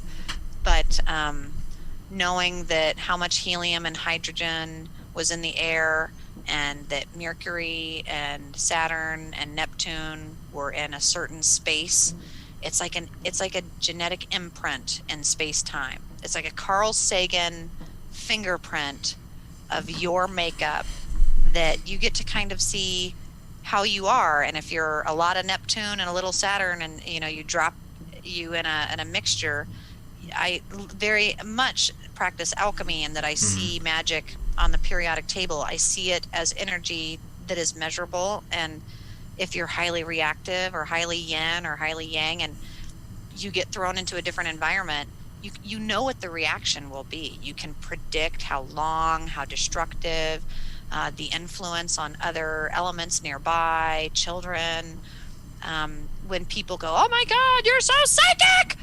How did you know that?" Sometimes, of course, my ego wants to be, "I just am super awesome. That's why." But And you are. The truth is, of course, a lot of it is astrology, and that's Yeah. why it is so accurate and relevant and consistent. Is because it's not me interpreting like, "Oh, look, it's Mars." Mars is there, and it's there at certain times, and it's not Right. going to move just because I want it to move, and it's not just going to look red because I want it to look red. That's Mars. It's always been there, and Yep. it's really influential to who we are as little organic creatures on this planet. We're like little fungus, and we really are affected by things. Oh yeah. You know, and I think about that all the time with paranormal investigating. Like, I know there's a lot of questions that are kind of uncomfortable to ask. I'm probably sure for you guys as men investigators, going on a case and asking all the women, "Who here is menstruating?" Right? These questions aren't fun to ask, but are they relevant? Yes. 100%. Probably extremely relevant. Mm-hmm. You know, are you emotional? Are you hormonal? Are you susceptible to the empathy of others? Are you going through puberty? Are you going through menopause? Are you having some hyperthyroid symptoms? Are like, these things matter. We're so sensitive. We're such sensitive little creatures. Definitely. You know. Oh, for sure, and we all know that. I mean, the moon itself plays a vital role to the Earth. You know, if it's off a centimeter, you know, the tides shift or whatever, you know, creating whatever else on the chaos on Earth possibly. But you touched upon an interesting thing about aliens. What experiences have you had with aliens as far as alien abduction? Question. Do what? Damn it. No. Oh, sorry. Go ahead. Alien abduction and are aliens real or not real, or what's your take on all this? And also portals. I mean, what role does it play with portals? Is there such thing as a portal, and is aliens the gateway? That's how they travel between, you know, interdimensions and other creatures like such as Bigfoot or whoever, or even like you talked about us, our, you know, astral projection kind of a thing. Is that how we get around? Well, And that's a lot. That's a mouthful, I know, and a lot of things thrown at it's you. not, and I'm but going it's to all give you a inter- mouthful right back. Do it. I love it. Because actually in my gypsy tribe we talked about this, because I have a lot of members who are paranormal investigators, and so we talk about when you think of a gateway, Dan, Jason, Leonard, anybody, when you think of a gateway, or in the chat room, a gateway, a doorway, an archway, a proximity, something that could be locked, something you walk through. It's an idea that there is a location before and after, a liminal space. But then you have, and this is like earth and water, this is very yin. When I say that yin, the first thing you think of when you get to a door, whose door is it? Where does it go? Then you think, do I have permission to be here? And permission is completely subjective, right? If you come upon a gateway in the magic garden, you might just go in because, well, we just happened to be here and it just happened to be open, and that's coincidence. But maybe you think, oh, we shouldn't go in there. We don't have permission. Oh my God. This is a very subjective yin. It's how you feel. You're either going to be courageous and go through that doorway. Who knows what's on the other side, but Leonard's going to do it. Or you're going to need permission. You're going to need a key. You're going to need something, maybe even more information, before you go to the next space, the next place, the walking through of a gateway. This is in reference to time and space-time. This is Earth magic, specifically Earth magic, so it's talking about like Capricorn, Taurus, and Virgo frequencies. Gateways like the Hobbit, opening on the side of the wrench will knock and the light portal. All this is going to happen on Earth. Stone, Earth, sunshine, gold, trolls turning, hardening. Oh, the light will pass and the solstice will be Earth. Earth energy, gateway. Whether it's in language or in alchemy, this is a gateway. But a portal, this is a little different. It is defined as a doorway. and or because it's a portal is kind of in essence a gateway. You can come in and out of it, especially if you have the key. I mean, depending on the door, you go in and out of it from point A to point B in Earth, into the mountain, out of the mountain. But a portal, who knows where you might go? It's an entrance. It's a way out. It's an exit. It's kind of speaking to one way only, like like a wormhole, like Stargate, like a Stargate. Exactly. This is not a gateway, and that there's decisions and ins and outs and yin energy, earth, water, feelings and connections and blah, blah, blah. This is yang energy. Yang energy is air, fire. Air, fire can be destructive. It can be dangerous. It's rumors, it's frequencies, it's sounds. It can't be controlled. Once you say, I want to be a dancer, someone can go, that's stupid. It can really like rock your world. The moment you speak something, I'm voting for Biden or Trump or whoever, you said it. You can't control what happens next, baby. That's yang energy. And a rumor, it grows as it grows, depending on who you said it, where you said it, and who you're playing telephone with. Variables matter in the external realm. That's yang. Fire. Well, are we burning a cornfield or are we burning wet paper? It depends on the variables. But fire usually does one thing. Destroy, destroy, destroy. I mean, it rebuilds inevitably, but it's going to burn, chemically change. You ain't going to be able to put the ashes back into your favorite Christmas present ever again. Fire does one thing only. Portal. Yep. It's yang energy. And I like it because the secondary definition in the Webster's Dictionary, which is why I like linguistics, is it says it's a web page or portal linking other sites to a location in time. Yep. So luckily we are all indigo children. You mean it's not just my niece? No, it's everybody right now, because we're born in the information age where we went through the Industrial Revolution and now the technological revolution. And we lived in a time before cell phones and internet, and now we live in a time where the synchronicity has happened. And so this one way, it's only going this way, we're seeing it right now, what a portal is like and what an entrance into another realm is like. And in a computing realm, it's like Google, a portal. If you have a portal upstairs in your living room bedroom that you think is a google.com, and you think that there is an entity coming in and out of said portal, what do you do if you get a dick pic of yourself on the internet? Once it's on the internet, it's imprinted forever. I mean, you can shut it down. You can try your best. You try and leave it alone. Don't talk about it. Don't tell anybody. Shut that crap down. Shut the search engine down. Shut all the hashtags down. Don't talk about it. You mean I shouldn't go to my local team and have them put water on it and dance around in a circle, in a drum circle, and be on my local television show and get a signed autograph 8x10 every October? No! If you think it's a portal, don't talk about it. Don't give it any energy. It's like a web page. Yep. Is it a gateway? Do you think you have an Enochian watcher or alien sitting at your bedside at the witching hour every night? It doesn't matter what you do? Well, it could be a gateway, and it could be relative to space-time. It's going to be the same time every night. It's going to be the same location. It's going to be the same variables, because it's going to be relative to space-time, because it's a gateway, and it probably makes you feel a certain way. A portal doesn't usually make a person feel anything. It usually just takes. Yep. And I love the different energy. I love how it works. I love how we see it. I love that the moment you have a case and someone says, I don't know, every time I go up there, stuff just doesn't work. I don't know what it is.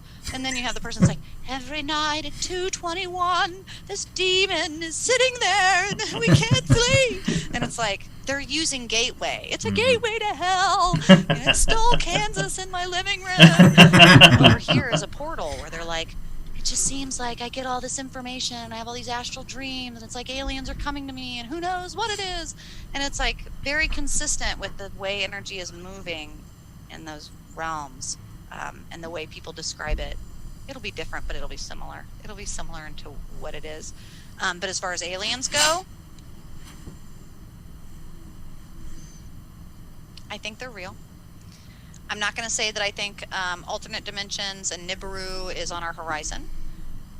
I will say that I think that with string theory, we probably at least have 9 to 11 dimensions. I'm going to say that aliens are definitely higher intelligence to us, probably here long before us, maybe even might be responsible for hybrid Sumerian human. I don't know if we want to go down that wormhole, but sure, maybe. Do I think they come and check on us? Absolutely, like cattle. Do I think that they care about us? Nah, not right. Yeah. Not any more than cattle. Look at how pretty it is. Let's adopt it. Versus, oh, it looks tasty. Let's have some beef. I kind of feel like there isn't a hierarchy here, and that different types of aliens have different interactions. In my undergrad, when I went to MU, I had this teacher. He was fantastic. He's dead now, but he was great. And he was one of those teachers that paid attention to what you wanted to do. And so whatever your papers were, he'd be like, okay, everybody, this chapter is on human development. But whatever it is you want to do with your career, I want you to write a paper that brings in that, but makes it relevant to this chapter. And I liked that. Yeah. And he had approached me and said, I know you're kind of interested in hypnosis. I do the hypnosis club here. I went to school with a guy that works with cattle mutilations and aliens. I know you do paranormal things. Would you be interested in collaborating with him? And I was like, oh my gosh, yes. The guy was in his 80s at the time, so he was already a very old man. His name is Dr. Leo Sprinkle, and he wrote a book called Soul Samples. And I started talking with him, and he was kind of in his late stages where, like, he kept sending me boxes of his casework and books and notes, and was like, I'm so glad there's younger people interested in this. Like, he didn't really explain or teach a lot so much as just give me a lot of shit. But I did go on some cases with him, had a lot of good conversations with him. He was a swimmer, so he liked to go swimming. And one of the things we talked about, and his belief with soul samples, was that people that were abducted, either by exposure to being abducted, so like a post-symptom of alien abduction, you're going to be highly empathetic. Or aliens buzz over and go, hot diggity damn, that one's highly empathetic. Pick that one.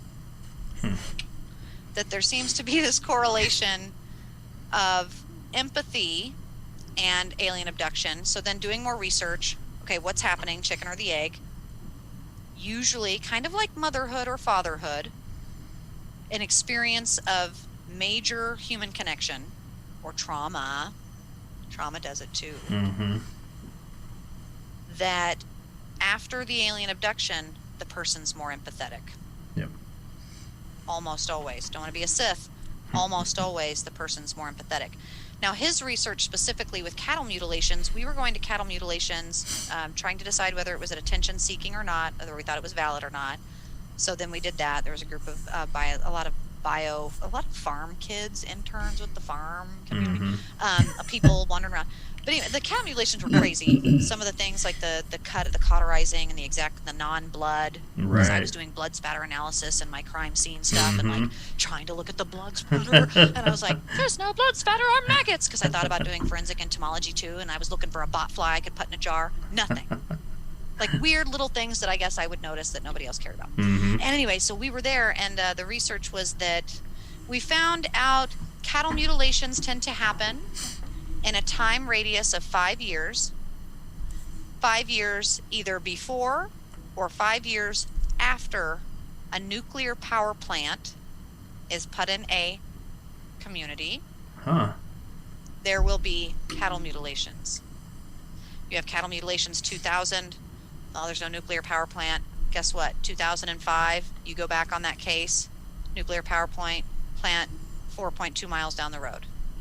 It's almost as if Dr. Leo believed that they were taking cattle samples, the anus and the mouth, the tissues that are very similar to like human or just tissue, delicate tissue that when you're looking at toxic buildup or radioactive exposure, it happens to like these kinds of areas. and that they're taking it before, during, and after human nuclear locations. People getting abducted along with cattle mutilations, highly correlative too. So people being taken as well and associated with nuclear reactors. And there's some numbers there people should look at. Wow. I'm taking notes right now because I got some stuff Right? I'm That's going to something to look see. into for sure. It's not one of those like, everyone call News Weekly. No one really cares. But in Right. the paranormal, Oh, yeah. that's what his research was specifically on. And it's one of those, anytime I come across a cattle mutilation case, I'm always interested in who else is being abducted in the area, who has likely seen a Mothman, because nuclear reactors that blow up, there's Mothman experiences, right? Mothman's about a year out. His time proximity is a year, which they're seeing in Chicago right now. They are. Chicago. Look out. Again, yep. 1 year time period before Chicago blows up. Yep. But usually it's a natural disaster. So Always, whatever yeah, is- seems what do we like. think? But yeah, I'm always interested in how there's probably going to be a nuclear reactor. And so that'll be something I say under my breath, like, oh, there's probably a nuclear reactor nearby. And someone either goes, no, you're stupid. But then they find out later that I'm psychic and it shows up and they think of me 4 years down the road and I'm magical paranormal Sarah. Or there is a nuclear reactor and they go, oh, how did you know that? And I go, I'm paranormal Sarah. But really, it's just because of really a sprinkle. That's awesome. Wow. No, I've never heard that angle before as far as cattle mutilations and nuclear power plants. Now I'm curious because not too far from us is Wolf Creek, and now I'm curious. I'm gonna go do some digging around and snooping around and find out. And I'm gonna be like, you're stupid. And then 5 years down the road, 4 years, I'm like, no, she was right because she's paranormal Sarah. Right. That's why I don't mind. That's No, why I I'm don't kidding. Mind if people, do all that and say like, well, and that's also it's come to fruition to my ego to play that role in like psychic readings when someone's, not to say it happens all the time, Sure. or even ever, but it does happen where you get that person that's like, yeah, no, I don't even know anybody. I don't know a single person, so that's not. Yeah, I don't know. You're just wrong. I don't breathe. I don't eat. No, not me. And like they're on it. Like it's not them. They're on it. And at that point, I will be like, you know what? My intuition. If you're very adamant, this just does not apply to you in this present moment, and you have no idea what I'm talking about. I bet it's something that's going to come to fruition. And my psychic intuition is about 6 months out. So if in 6 months' time this has not come to fruition, message me and I'll give you a free reading. Nice. I like it. I've never had anyone come back. I bet. But I love the challenge of it. It's like, yeah, call me out on it. Call me out on it. Exactly. And it works. Ooh, Skinwalker Ranch. Yes. Carl, don't even get me started. Oh, we love. That's one of our favorite topics, is Skinwalker Is it Ranch. really? Oh Yeah. my God. Oh, we yeah. love that. Yeah. Okay, then let's go there. Let's go. Do you guys have a commercial, by the way? Because Nah. it's 29. We just roll and No, Yeah, just we keep go. going. Oh, we we make the just rules. yeah. Fuck those It's commercials. paranormal. Remember, we do what we want. Yeah.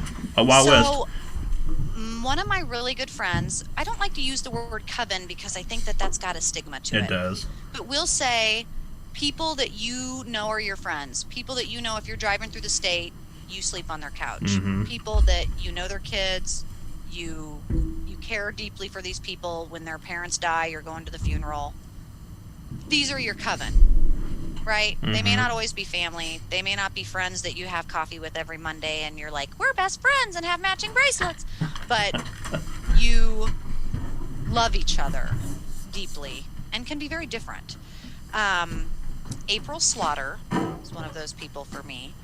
I love April Slaughter. Her and I are roomies every year at the Alton, Illinois event with Troy Taylor.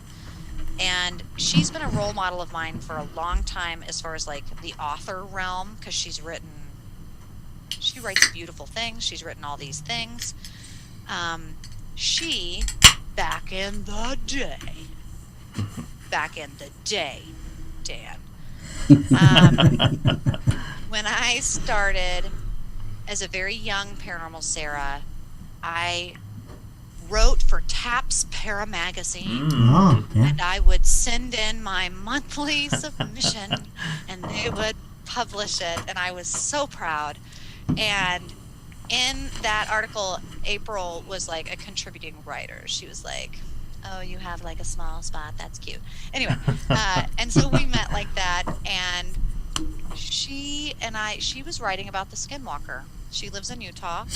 She was going out to that location. Taps Paramagazine sent her out there. She was going out doing all this private research, wrote a book about it, and then wrote Taps Paramagazine article about it. This was like back in 2007.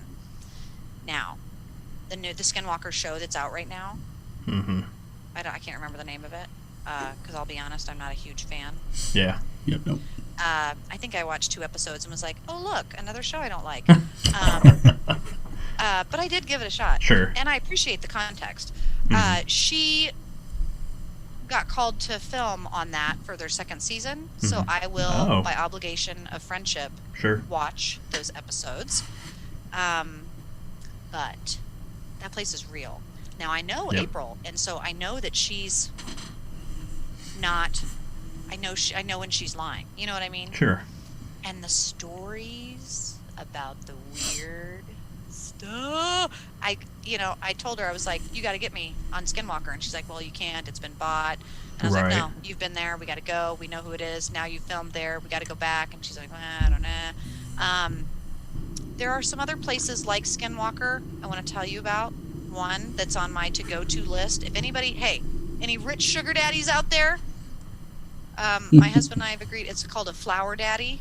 There's no sex or any sex or flirtation involved at all. There'll be, psychic readings or sweaters or whatever you need. If you have a lot of money and Mm-hmm. want to spend it on a good thing, Trout Lake, Washington.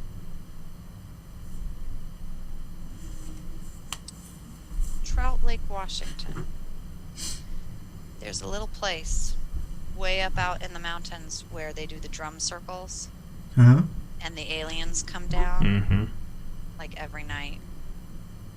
And I know they did a brief segment on Paranormal State way back in the day Right. on television about it, but they only, shame on that show, usually over dramatized everything. Entertainment. Yep. They didn't dramatize any of what they should have on that episode. It should have been more like Skinwalker, where there's things crawling up the mountainside, where there's venom-looking, black-like, Slender Man-looking, arm spider-looking creatures coming in and out of the darn mountains, taking children, like Alex Jones craziness stuff going on up there. I'd like to go up there and investigate. Yeah. Hell yeah. Do you know what I mean? Oh, Yeah. for sure. Say the word. Let's go. Let's go. I'm not a flower daddy. I'm not a flower child. I'm not any of that stuff. But I'll find my way. I'm just looking for that person that's like, oh, you need money.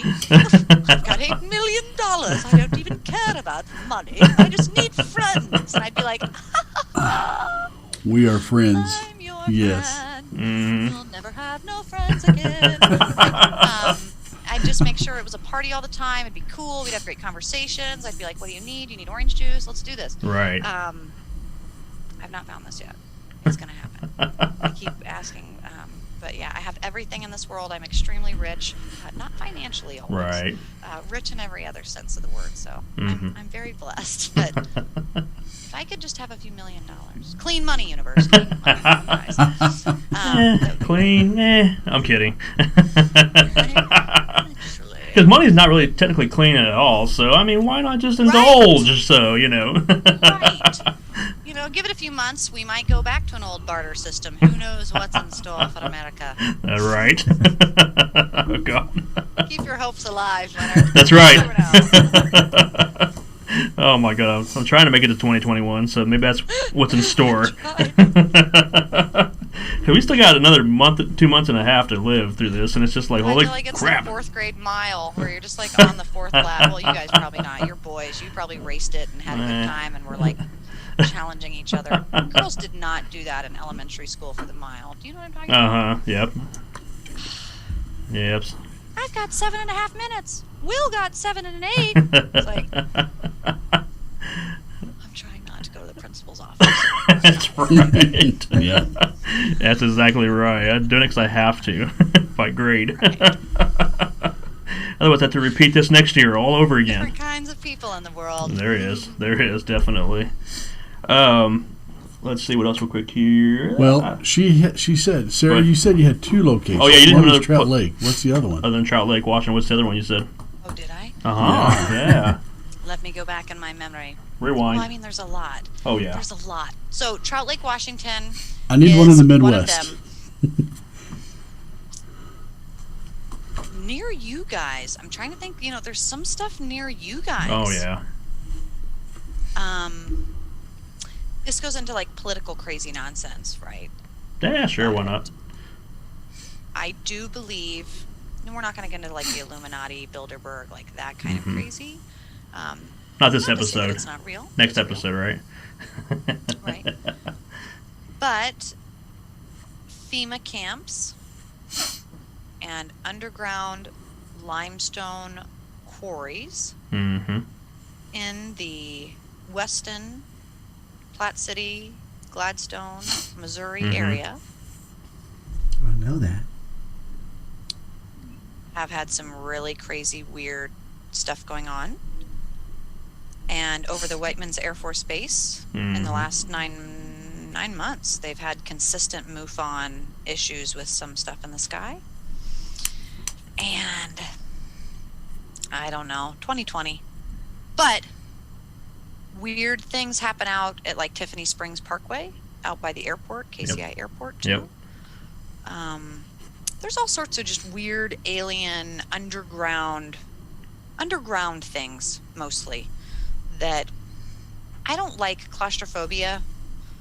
I don't, if someone was like, I can get you under our DIA, wanna go?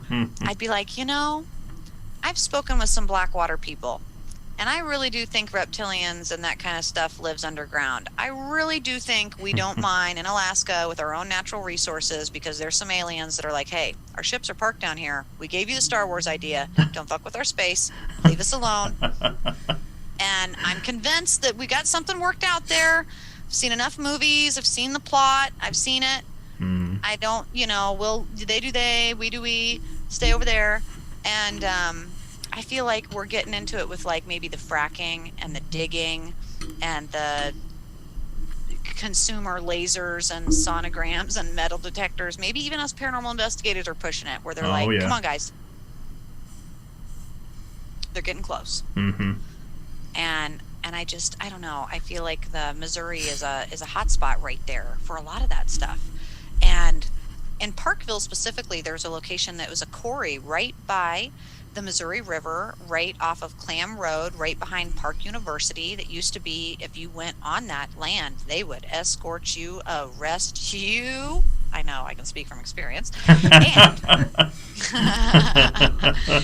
you don't go back there. I was even went out on a date with a Park University student just so that I could have his badge. Sorry, Vasily. That's awesome. And that's where your badge went. And it does not help you or keep you from getting arrested. Wow. Also from experience. And now it's residential housing. Right. And there's some stuff kind of built on top of it. And they're having some cases come out of that location that I'm like, Wow. ooh, I bet they're aliens. I bet they're having alien stuff. Mm. I bet it's aliens. They got weird microchips and stuff. See, I'm itching to go do some UFO stuff. Oh, with me too. aliens, Yeah. so bad. Really? Yes. Oh my God, yes, yeah. Once they see you, Jason, they can't unsee you. That's fine. Really? Yeah. I think so. They freak me out, yes, but Have you tried the oh, help me, husband, if you can hear me. What did we just watch? The documentary, the Close Encounters of the Fifth Kind? Fourth kind? Fifth. I know. But there is a documentary about fifth kind, yeah. And I forget what channel it was on. It was on mainstream television. Netflix, maybe? Amazon? Netflix? Amazon? Mm-hmm. One of those two. And there's a really... It's all the ex-military guys, the MK Ultra guys that are now out of their statutes for being able to talk openly. Mm-hmm. And they have a group of people, Jason. They do the Close Encounters of the Fifth Kind. They go out with a certain flashlight, with a certain intent. They sit on a ley line.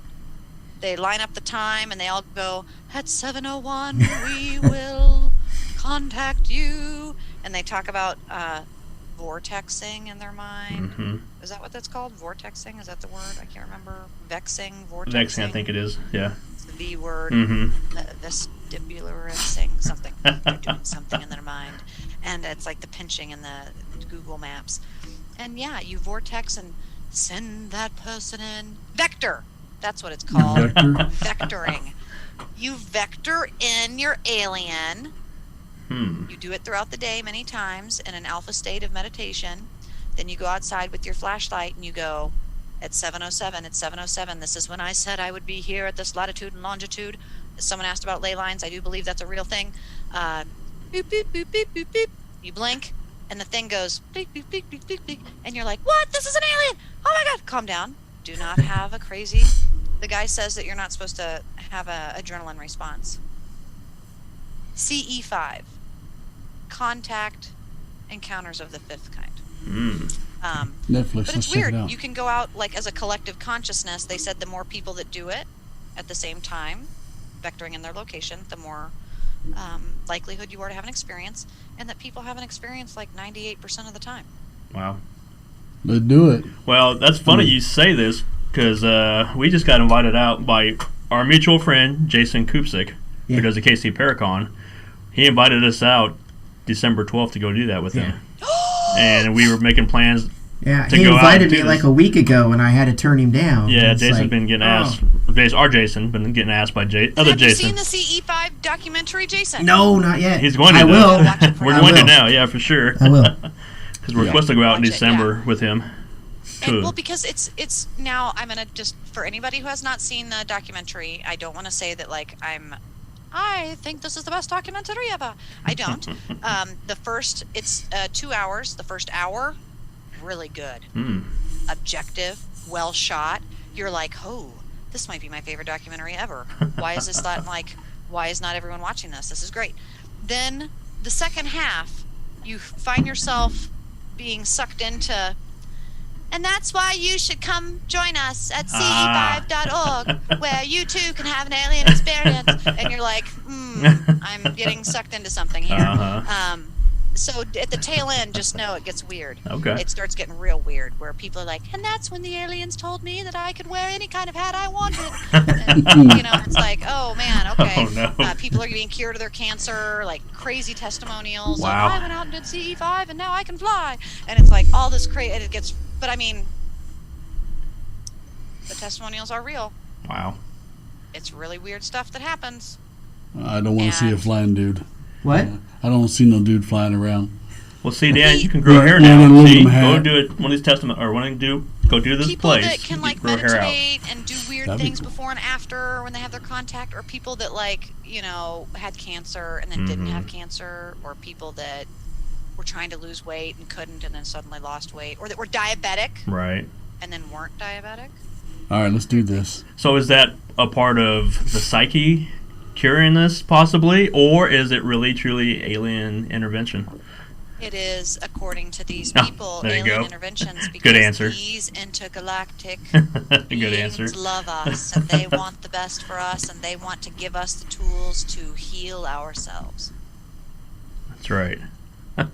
So I'm trying to read some of the chats. They're having some And fun. I would like to think that. They said that the reason people don't have alien encounters is because Hollywood has conditioned the majority of the world to have a fear response, and that they Right. literally cannot communicate with the fear response. Right.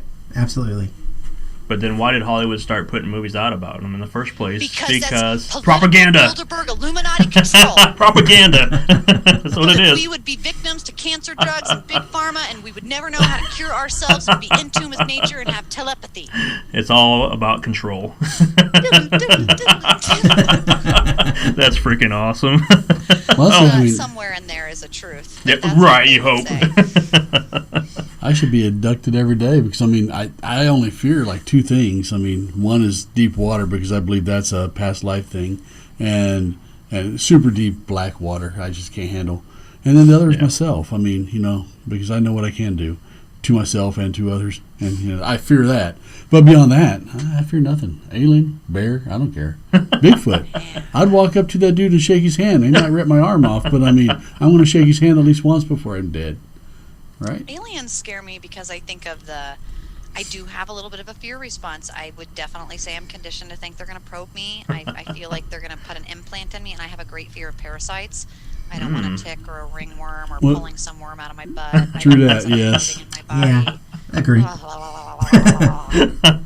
Yeah. The fact that women used to take tapeworms and ingest them to lose Oh weight. my God, I know. I can't even. No. You could take me before I have a tapeworm. So that is what scares me about the aliens. It wouldn't be them. It wouldn't be touching them, hugging them, going out with them like Paul on that great movie. It would just be like, please don't put something under my skin. Well, yeah, I mean, as far as the alien side of it, I mean, I would be interested in actually making contact to, I mean, what they've done to, you know, I mean, the pyramids, whether they did that or not. I mean, and... Yeah, finding out how much they've influenced our lives, if not even create. I don't know. Right, anything and everything. Technology to... It, right? Yeah. So Yeah. much of it. I mean, if we... I don't know. It's a weird... It's one of those, you kind of maybe have to have a whiskey or a special brownie or something to get on that kind of a mental plane where you're thinking about the absolute impact that the stars and lights in the sky have made on humanity. Whether we have placed it to be a comet, Hale's comet, Bop, Diddy, solstice, Mayan sacrifices at the new moons, full moons, or that lights in the sky be alien or God, and then therefore the creation stories of how we have come to be. I mean, religious wars, even today, terrorism. And it's still something that I was telling someone this morning that it's kind of, you know, the Me Too movement right now. This is all excited about the Medusa statue. Medusa, what do you think of Medusa? Isn't that wonderful? Oh my God, it's a woman and she portrayed all this power and she did this and she did that. And oh my God, it's so beautiful and it faces the courthouse and it's so symbolic and metaphorical. And I looked over at my husband and I said, it's a big social statue. What do you think? He said, it's a mythological character. It's a fake character. It is. Yeah. For a fake It's movement. a false god, yeah. Or false idol. He's right, And it's like, we will just get in a tizzy about stuff, but by God, it'll be a story. Yep. It'll be a fake one. Yeah. A crazy one about a man in the sky who's going to send us to a big fiery pit of hell if we don't do exactly what he says. Oh, I love it. It's just really wild, but it's played into a huge, significant, influential role in who we are as humans. And aliens could have done that from the beginning. Very true. Very true. I like It's in that. all the caves, all the hieroglyphics say so. It is. I want to know. I do I too. know. I want to know right now. Dan, if you meet an alien tonight, let me know. Or next week, Jason, if on your adventure. Because I'll tell you. I tried to do it. I had a first world problem experience. We did the CE5. We watched a documentary. My husband, the skeptic, was like, please don't make me do this. I'm like, "I'm doing this." And we go out there and we vector. Are you vectoring? I'm vectoring. Are you vectoring? Really vector. Vector. And we're vectoring. And we vector and we go out there and we've got our, it's like one of those, if you shine it too close to someone, it could burn them or something. Right. It's probably not that bad. I vectored. And I guess I was so busy vectoring, I didn't plug in my flashlight. I did one flash at the time. And we had a flash. Really? We had a flash come out of the sky. Boop. And I was like, oh my God. Like I had a moment. I grabbed my husband. I was like, it's happening. You know, and so then I went to go flash again and my flashlight went. Oh, no. And I was like, oh no. And I look at my husband, I was like, that was an alien. Can you believe that? We're doing this tomorrow night. He's like, I don't know. Could have been a drone. Could have been a plane. And I was like, are you kidding me? It flashed right when I flashed. It's like, all right, let's go plug it in. Now, all of that excitement, you would think that I went out the very next day to do it. I think that was 2 months ago. My flashlight has been plugged in for 2 months. It's ready. You forgot, yes. Man, the pandemic has got me on discombobulated. Oh. But I'm ready at any moment to vector. We could vector right now after this radio show, and all of us go out tonight at 10:10. That's I like when I was it. doing my going out, by the way. It's 10:10. Okay. I'm going to 11-11. I was gonna say, what did it play a role? Because everybody has the 11-11 kind of thing, phenomenon. 13s, that kind of nonsense. But or not nonsense, belief system, we'll say. The thing that I love about numerology, especially you lose me when people are like, that's an angel number. That's an angel number. I'm like, actually, no. There is magic to it, and it's binary. And it's magic whenever you're doing numerology, and 1 and 1 actually makes 2, and so you get it down to a single digit, and that 2 is you've got a 1 and a 0, and that's binary.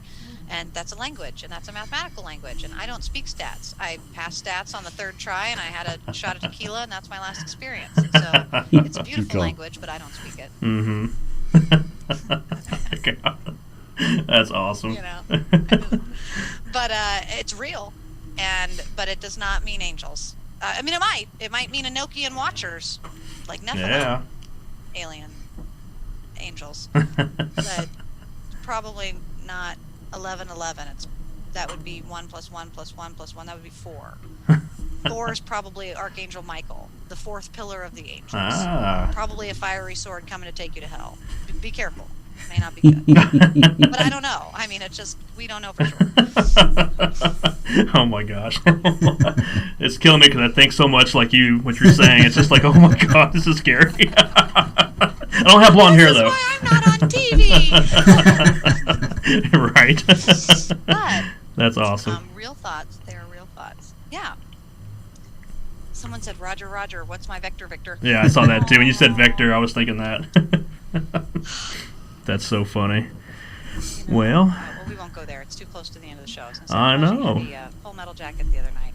We were talking about the different major movies that have affected people and the swarms of death. There's different frequencies of death too. It's kind of weird to think about. The frequency of death, suicide, Pisces is overdosing. What's happening right now is grief and depression related deaths, suicides, overdosing, in the sense of like your pet's dying or something horrible happens and then you do something because of that. It's a frequency thing, but just weird. And I think of that when someone says, Roger, Roger, what's my vector? I think of, old movies that I miss and love. And I know. Weird they are. They don't make them like they used to, that's for sure. They don't. Which, whatever, That's because Hollywood was trying to send a message, Stay inside. Aliens are real. Don't get a probe up your butt. Hollywood, where have you gone? Let's ask a few more questions. I have some. We never even touched hardly in the paranormal side, other than psychic. Yeah, give me questions. This is going to be the hacky, hey, radio TV question. What was one of your favorite paranormal cases, or maybe even scariest one that I've worked or that I've had to do it? Yeah. Well, I feel bad because you guys have obviously read some of my books, so this would be redundant. But my viewers, though. I did mention it in the book. And so for anyone viewing that gets a copy of the book in the giveaway, this would be in there. But I worked a case with a friend of mine who was a Baptist preacher. And so he was coming in to do an exorcism. The case was later on a popular paranormal show. I can't say which one. But before it was ever filmed, it was a real situation. And apparently the 1 and 2 exorcisms that were done weren't enough. So famous TV people were brought in to finish the job. Of course. Whether or not it was successful, I cannot say for sure. But in the beginning stages of said exorcism, we went in, and I was working both in the paranormal, but I was kind of doing my supervision hours for mentoring and for mental health. And my big thing was I wanted to kind of be working with paranormal shows in their preliminary assessment of are these people emailing us because, Ryan Buell is super popular now and everybody wants to be on TV. Of course. Or is this something viable? So we need someone to kind of go through the emails and look through them and tell us if this is mentally ill language or attention-seeking behavior. And so we'll give you credit, college credit, for doing that for free. So let's do that. So helping producers kind of sift through these emails, this case comes up very serious in that the girls lost a lot of weight. serious that she's like not eating. Mm-hmm. Medical personnel have come in. Wow. And they are members of their church and have asked their church to come in, and that the church doesn't feel there's anything more that can be done. Wow. So, if I remember right, I believe they were evangelical. Thinking they were evangelical. And Father Andrew Calder, mostly Baptist. He's dead now, too. Mm. So we went into this case, and it was like, I remember them lifting her body. It taking a lot of people to lift her. Mm. Like she's like maybe 98 pounds. Right. Like a junior in high school, very tiny. It looks like she's anorexic. Right. And you're watching 4 grown people like, and it's like, are these people bullshitting me right now? Right. Yeah. That's what I thought. I was like, Mhm. come on. And they're changing her, and she's soiled herself, and like, as far as like, if they really are faking it, wow, they're really putting the effort in here, Right. because there's diarrhea on the floor. And so kind of maneuvering through like whether or not we feel this is real, and then being there. And I remember sitting next to her, and she was unconscious. She was, Sure. and saying, I just want to let you know I'm not able to be present during the exorcism, because I wasn't. Mm-hmm. But I will be coming in afterwards with your family, and if you want to talk about anything, or you have any thoughts about harming yourself or anything like that, I'm here to help you through that. And I remember her mom had come in and tucked her like a burrito, Mm-hmm. like parents do with their kids, tucking you in like a burrito. And I kind of had leaned in and was telling her this, and I sat back in my chair and could see things moving under the sheets. It looked like you had like, and there was nothing under the sheets. And then I remember like I was like, okay, I see that. I think I see that. Mm-hmm. And I remember leaning in and gently touching her and being like, okay, I'm gonna be right out there. And when I touched her, whereas she's hot and she's sweating and she looks like, she's had a fever and she's medically ill, and this would make sense, ice cold, like right out of a cooler on a Super Bowl. And being like, there were just the way her skin felt. It didn't feel right. It felt like a wet cotton ball. It didn't, just things that you expect to move the way they should didn't move the way they should. And it was scary for that experience, because I had always assumed manifestations were mental. That when someone said, I saw the devil, that they just mentally saw the devil. They saw something that scared them, and in their hindsight, they thought, holy cow, that's the devil. I just saw the devil. And that they manifested it in their mind.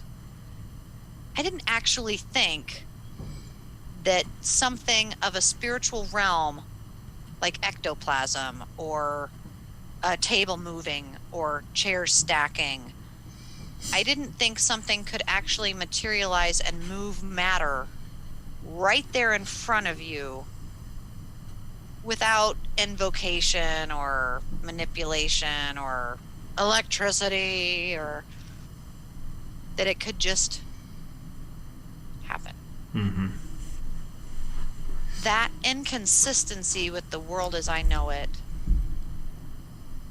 is why I continue to work in the paranormal, even though my husband says, well, if you really do believe it, which I do, and you have someone who says they think they have a demon, Mm-hmm. which they might, why would you help them?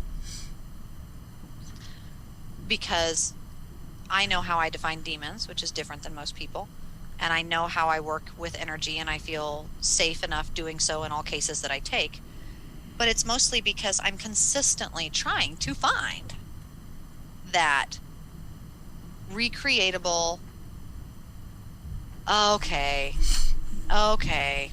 it was ball lighting. okay, if you have this and this and this and this and this, these variables, that this happens. That it can be dependable, that it can be safe, those things that we as humans like. Physically reliable. I guess that's kind of what I'm always hoping, is that if we say, demon, appear now, move thy chair, that they do it on command. That's what we're wanting, right? Sure. To have the force. Of To look at something long enough and know that we're made of particles and it's made of particles and we're connected, but if we could just stare at it long enough, it's going to move, and how do I do it? We do at some point all think we have the power, or there is the power to do that. And quantum mechanics tells us that there is. Mm-hmm. So where is the defect? Good question. Spirits, after shedding their physical body, seem to have the access of knowledge or wherewithal, lack of limitation, who knows, either addition of something new or lack of something old. They can do it. Oh, yeah. We cannot. What's the difference? We have a physical body. No, that limits us quite a bit. It's probably one of the only reasons I'm looking forward to dying.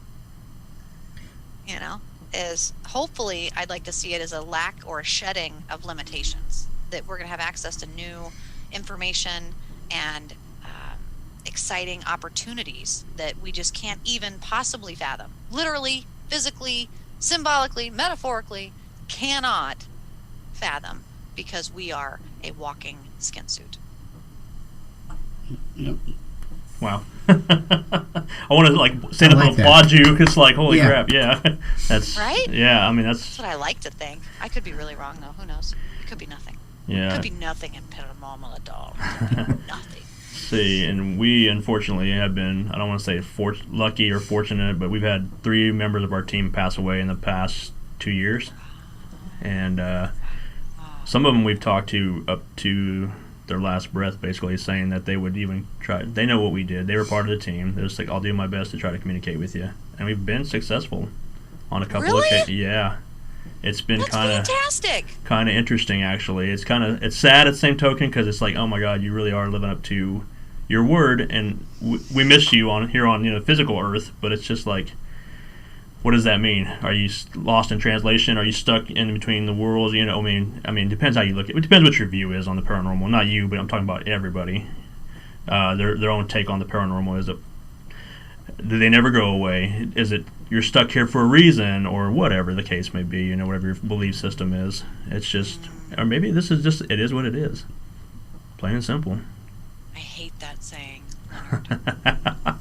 I'm just throwing out, once again, I told you, devil's advocate. I take all sides of it. That is one of my, as a social worker, that was one of my, if I was working a case or something and someone would be like, well, it is what it is. I'd be like, do you know how much I want to punch you in the mouth right now? Just because it'd be like, well, the kids are homeless and the shelters are full and they need to sleep somewhere and it's negative 45. And they'd be like, well, it is what it is. That's terrible. No. So I got to be where I didn't like that response. But yeah, we say it though because it means that you're at a space where you don't feel like you can do anything else. Right. You don't feel like we can't really explain it, but we can't affect it, but we can't cause it. So what do we do with this information? What I love is that you implanted this opportunity for them to communicate with you post-death, and then they did. Mm-hmm. So now, is that absolutely validating to you that there is consciousness after death? Or was it a limited... Because, of course, when someone's dying, you don't want to be like, okay, now when I say jump rope, you're going to have to jump rope.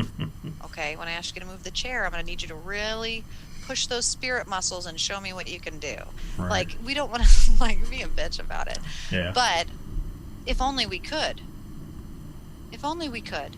And limitations. Dr. Kevorkian, I know that he's a questionable person in a lot of people's eyes. Right. But this was a man that, as far as what he did in documenting the before and after death process, people have never asked me this, but if someone did, an item that I would hurt someone for or pay a lot of money for or do horrible things for, the Dr. Kevorkian had a book, a photo book, that he kept of eyes of his patients. He took the picture of their eyes before, during, and after their death to try and see if the eyes looked different, Right. being windows to the soul, right? Right. They used it as evidence in his court case, so it was seized and under evidence for many years. Then the statutes lifted it, and it was put on eBay somewhere out in the world. Wow. It's a needful thing. Yeah. If I ever walked into a Schmack Schmaggins museum and it was there, I would steal it. Just so we know. That's okay. It will be me. And Dr. Kevorkian eye photo book was stolen this weekend. Someone should check Paranormal Sarah. 'Cause she's been saying that for years. So that'll be me. But I feel like there's opportunity there. Oh, yeah. You know, like this is why I'm not allowed to be a hospice worker. Because I'd be like, okay, now I want you to just remember at 2 o'clock every Wednesday, you come and meet me here and ring this bell, okay? After you die, ring the bell just like right now. And they'd be like, this is my Grandma Beverly. What are you doing? And I'd be like, oh, okay, sorry. But, like, we need to be a little bit more rigorous with those requests. Yeah. Even in magic, I want money. I want clean money. Money. I want money that's not attached to dead people. I want money that I can use for good things, not brakes on my car. Right. Like, we have to be specific. And people think, like, what should you? Should you be specific in prayer? Should you be specific in magic? Well, I kind of attest it to parenting. When my child comes up and is like, I'm hungry. And you're like, what do you want? I want a sandwich. What kind of sandwich? I want a peanut butter and jelly. Okay, what kind of jelly? Crust? No crust? Just a bit. Tell me what you want. Save the time and the energy. Tell me what you want. Then they've got it, you've got it, you save the time and energy, and it's perfect. Everyone's happy. Yep. It's not greed. It's not overbearing. It's specific. Yeah. It's okay. One little caveat to that story of what we talked about with our team members is we didn't ask them, okay, like you said, on 10/10 at this time, whatever, come back and talk to us. You know, it was like they just said, hey, if you can, let us know. You know, and there was some of it was their wishes to say, well, I'll try to do my best to come talk to you guys afterward, not our request. Using it. And it's been at random times, places that they were with us at one time on a case or whatever, or you know, randomly, like one of the EVPs we caught was they said, look under the chair. Okay, what can you be a little bit more specific? What chair are you talking about? Because at the time it was in a salon, and it was there's multiple chairs, so you know, it's like, what chair are you? Is it the clue? Is it the key to the answer to whatever case we're in, you know, or is it something else? Right. I mean, that's just it. We haven't closed that chapter, that piece of it yet. We just know to look under the chair.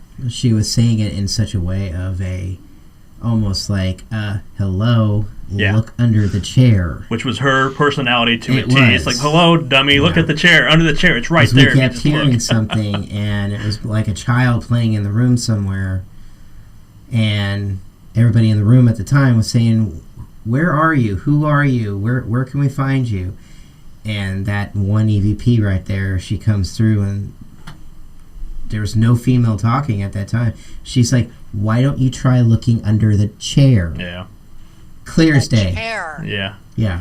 But she didn't say And it was which her chair. enunciation and everything. I knew who it was. Yeah. I love that. Yeah. I love that. And we've also had another situation. We were out at a public investigation where we put on events and stuff like that at a hotel, and the psychic medium who we work with, we trust, was like, they're looking for somebody with a beard, and I come walking through. It's you! I'm like, what? It says something about a lion, kind of looks like Charlie Daniels, whatever. I'm like, well, Charlie Daniels? I'm not wearing any kind of glasses, but I have a big beard, kind of a thing. And like, yeah, they're asking for you. And he said his name, and they said their name was blah, blah, blah, and I'm like, okay. You should have known that. There's no way you could have known that. So yeah, one of the last places we investigated was at this location with this individual. So it makes sense that they would be I love there. this. So I I mean, love this. it is possible. I'm not saying it's provable, but it is possible. Maybe, depending on your belief system and once again, my initial thing, what I said to everybody is, I'm not here to tell you ghosts are real or not real. I just know what I've seen and experienced and documented. That's right. That's So right. be it. So be it. All right. Well, we are past a little bit over the show's time, which is fine, but we make our own rules. So much fun. It was a good time for sure. Yes. Well, we want you back. Come back anytime you like. We just touched the surface, and we have so much to even We still pick got a whole apart book and to talk go over. about. And Man, do what? we still got a whole book We've to got go over. books and things like that, know. and everyone who joined us tonight. All you have to do if you're listening into the chat, we've asked for the giveaway is just to simply like the Cryptic Heartland site on Facebook, and also go like Paranormal Sarah, and as long as you're following and liked friends of both of us, then we want to send you a copy, put you in the giveaway for getting a signed copy of my book.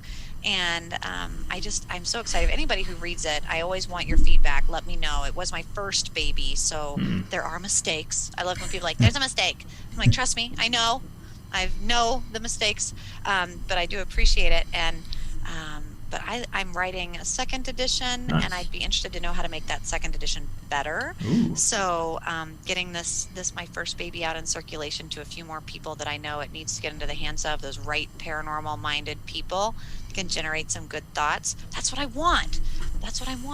So I'm excited for that. And thank you guys so much for having me on the show, because I feel like the chat was really fun. Renee, Clara, everybody in the chat that joined us with all their great questions. If I didn't see any of them or get to them because we were just so engulfed in our conversation, they know where to find me at paranormalsarah.com. Just find me online, message me on Facebook. We're tagged together, guys. But I'd love to come back on the show and maybe do some free readings next time, do some Absolutely. chats or call-ins or stuff like please. that, do some psychic stuff. Yeah. Or we could talk aliens again, Of too. course. That's fun. Yeah. Always that too. Yes, Yes. definitely. Yes. And just to prove that we have the books, they're right on display in front of Jason and Dan. Those are the books that are the giveaways. So Sarah will be signing those, and There they are. we'll give the winner out. Go ahead, They're Sarah. real. I did that. I actually ran into the Barnes & Noble when it happened, and I was a real person. I went, I know her! And people were like, what? And I was like, it's me.